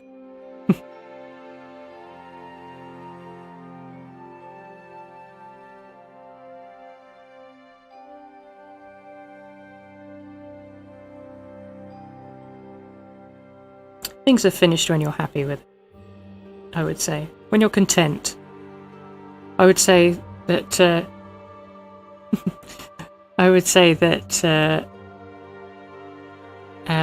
it's not about knowing when something is finished. It's there won't be this like eureka moment of feeling, oh, it's done, it's finally done. It's more a case of, I'm happy with it now. I'm content with this. And you know, there'll be things about this painting that I'll think, I could work on it a bit more, I could do this, I could do that, I could improve it in some way, but the necessity isn't there. You feel like, no, I don't need to though. I don't need to do that. I'm happy with it as it is. And that to me is finished. Because otherwise, you know, you'll be chasing this kind of almost like mirage of an idea that you're gonna suddenly feel like something is done and complete. The same reason that I say that you'll never be finished with learning how to paint and trying new things. It's the goalpost is an illusion, the finished post is an illusion, really. So it's the same with finishing a painting. You'll probably never feel that it's completely finished. Even if you don't realise now, you'll look back on something and think, oh, I could have done that better. So in your mind, it's still not finished because you could have done better. So thankfully, over the years, I've kind of acclimatised to that and realised, oh, it's fine. That's just the nature of it. Doesn't matter.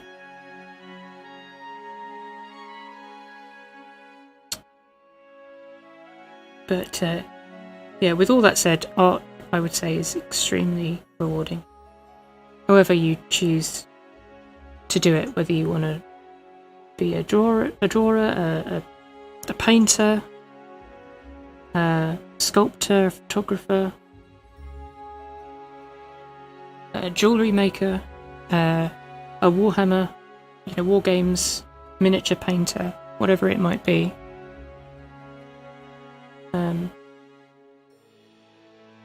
It's always a beneficial thing to get into.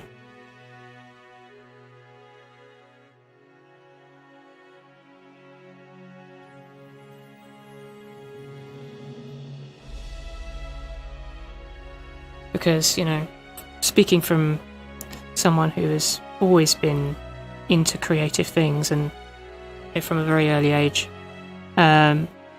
nothing, I can honestly say that nothing beats creating something. Nothing beats,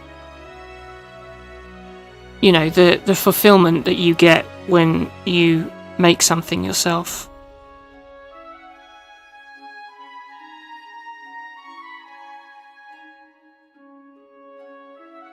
Because it makes you feel like you're actually doing something. And like adding something to the world, because it's one of those like primal things. You're making something or building something with your own hands and your own mind.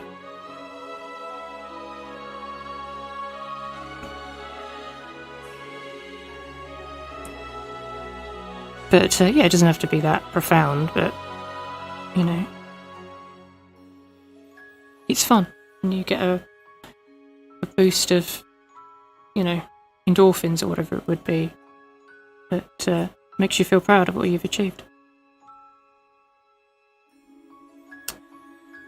Yeah, and with that, I can call that done, really.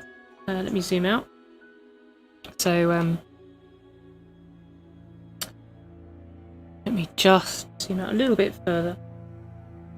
Unfortunately, the artwork is a little bit larger than the zoom level. So there we are. Let me just save my work before I do anything. So there we are. There's the finished artwork. Like I said, I will spend a little bit more time offline, sort of tidying it up. I want to sleep, go to bed, have a rest, come back to it, and just finish it off. It's important to do that. You know, it's important not to kind of call something done and then immediately post it online, because you never know. You might wake up and find something about it that you think, oh, how did I miss that? Because you will. There will be something that I have missed, some glaring thing that I have missed, and I'll spot it tomorrow, and I'll think, you know, you idiot, why did you miss that? But yeah, I'm happy to leave it there for tonight. This is where we were previously, so if you just ignore the top hand. So the bottom hand is the state that the illustration was in at the beginning of the stream.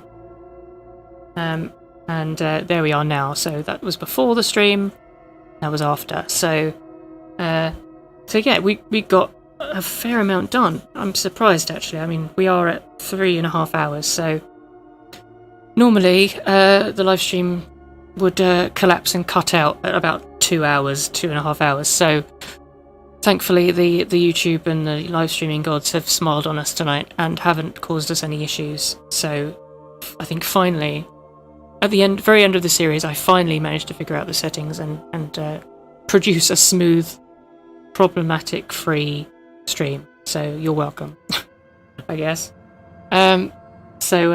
You know, better late than never. But yeah, let me just check chat to see if there are any questions. Yes, I did have a reference. I took several references and then pasted them together to create my own thing, and then I used them to paint this. I did sort of divert from the reference a little bit. I didn't copy it, sort of, you know, note for note sort of thing, which I think is fine. I think it's a good thing, really, to kind of like not be a slave to the reference. Don't be so tethered to the reference that you feel that you can't wander away from it at all.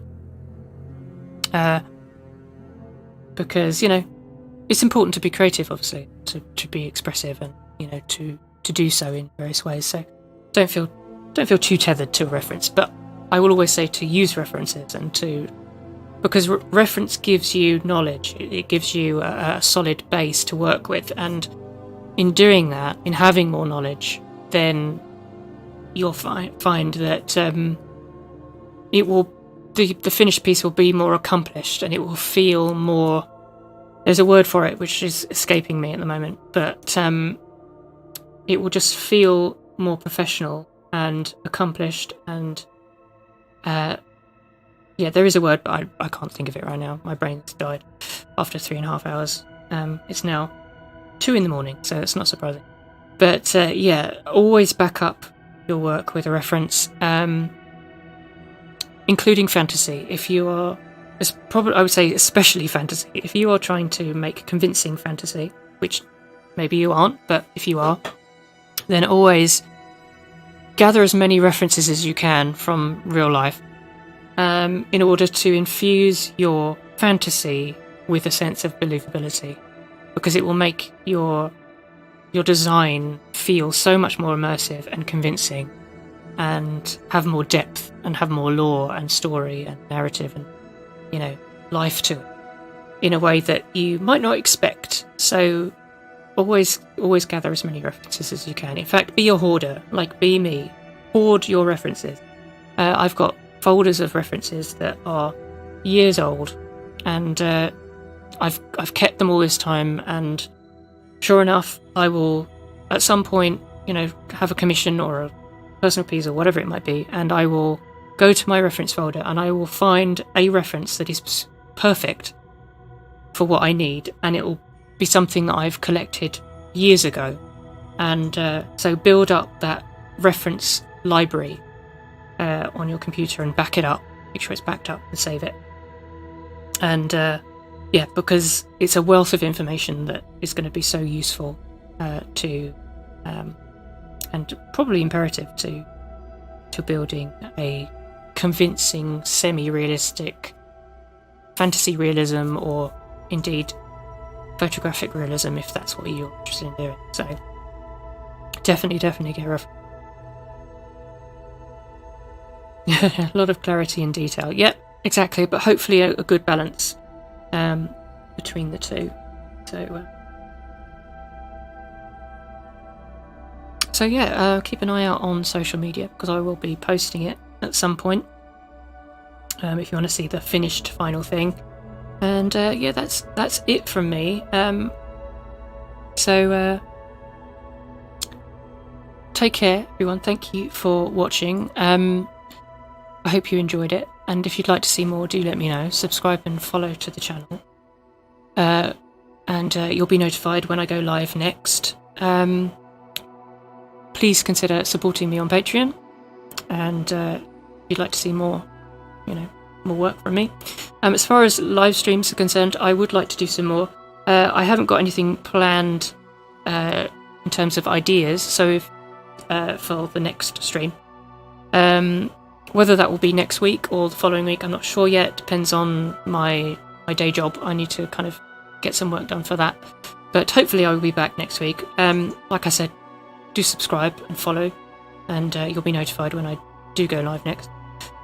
Keep an eye on the channel feed, because I put up my live streams a notification a couple of days in advance, or 24 hours in advance, so it'll pop up on your feed and you'll be able to click on a button and it will notify you, and you know, you'll be able to tune in, and it will remind you. And yeah, so if you do have any ideas for future streams of things you'd like to see me paint, put a comment below the video, send me a message, send me an email, whatever, and let me know, and I'll put it on the list of the to-do list of things that I might potentially tackle, might be brave enough to tackle live for you. So yeah, let me know. And that's it. Yeah, for more artwork, commission information, and art prints and digital brushes that I've been using tonight, visit my website and follow me on social media. All of the links are below in the description. Thank you, everyone, again for keeping me company, and enjoy the rest of your morning, afternoon, or evening, depending on where you are in the world, and I'll see you again next time. Until then, enjoy the rest of your weekend. It's still a Sunday, I think, for most of you, so yeah, take care, and see you later.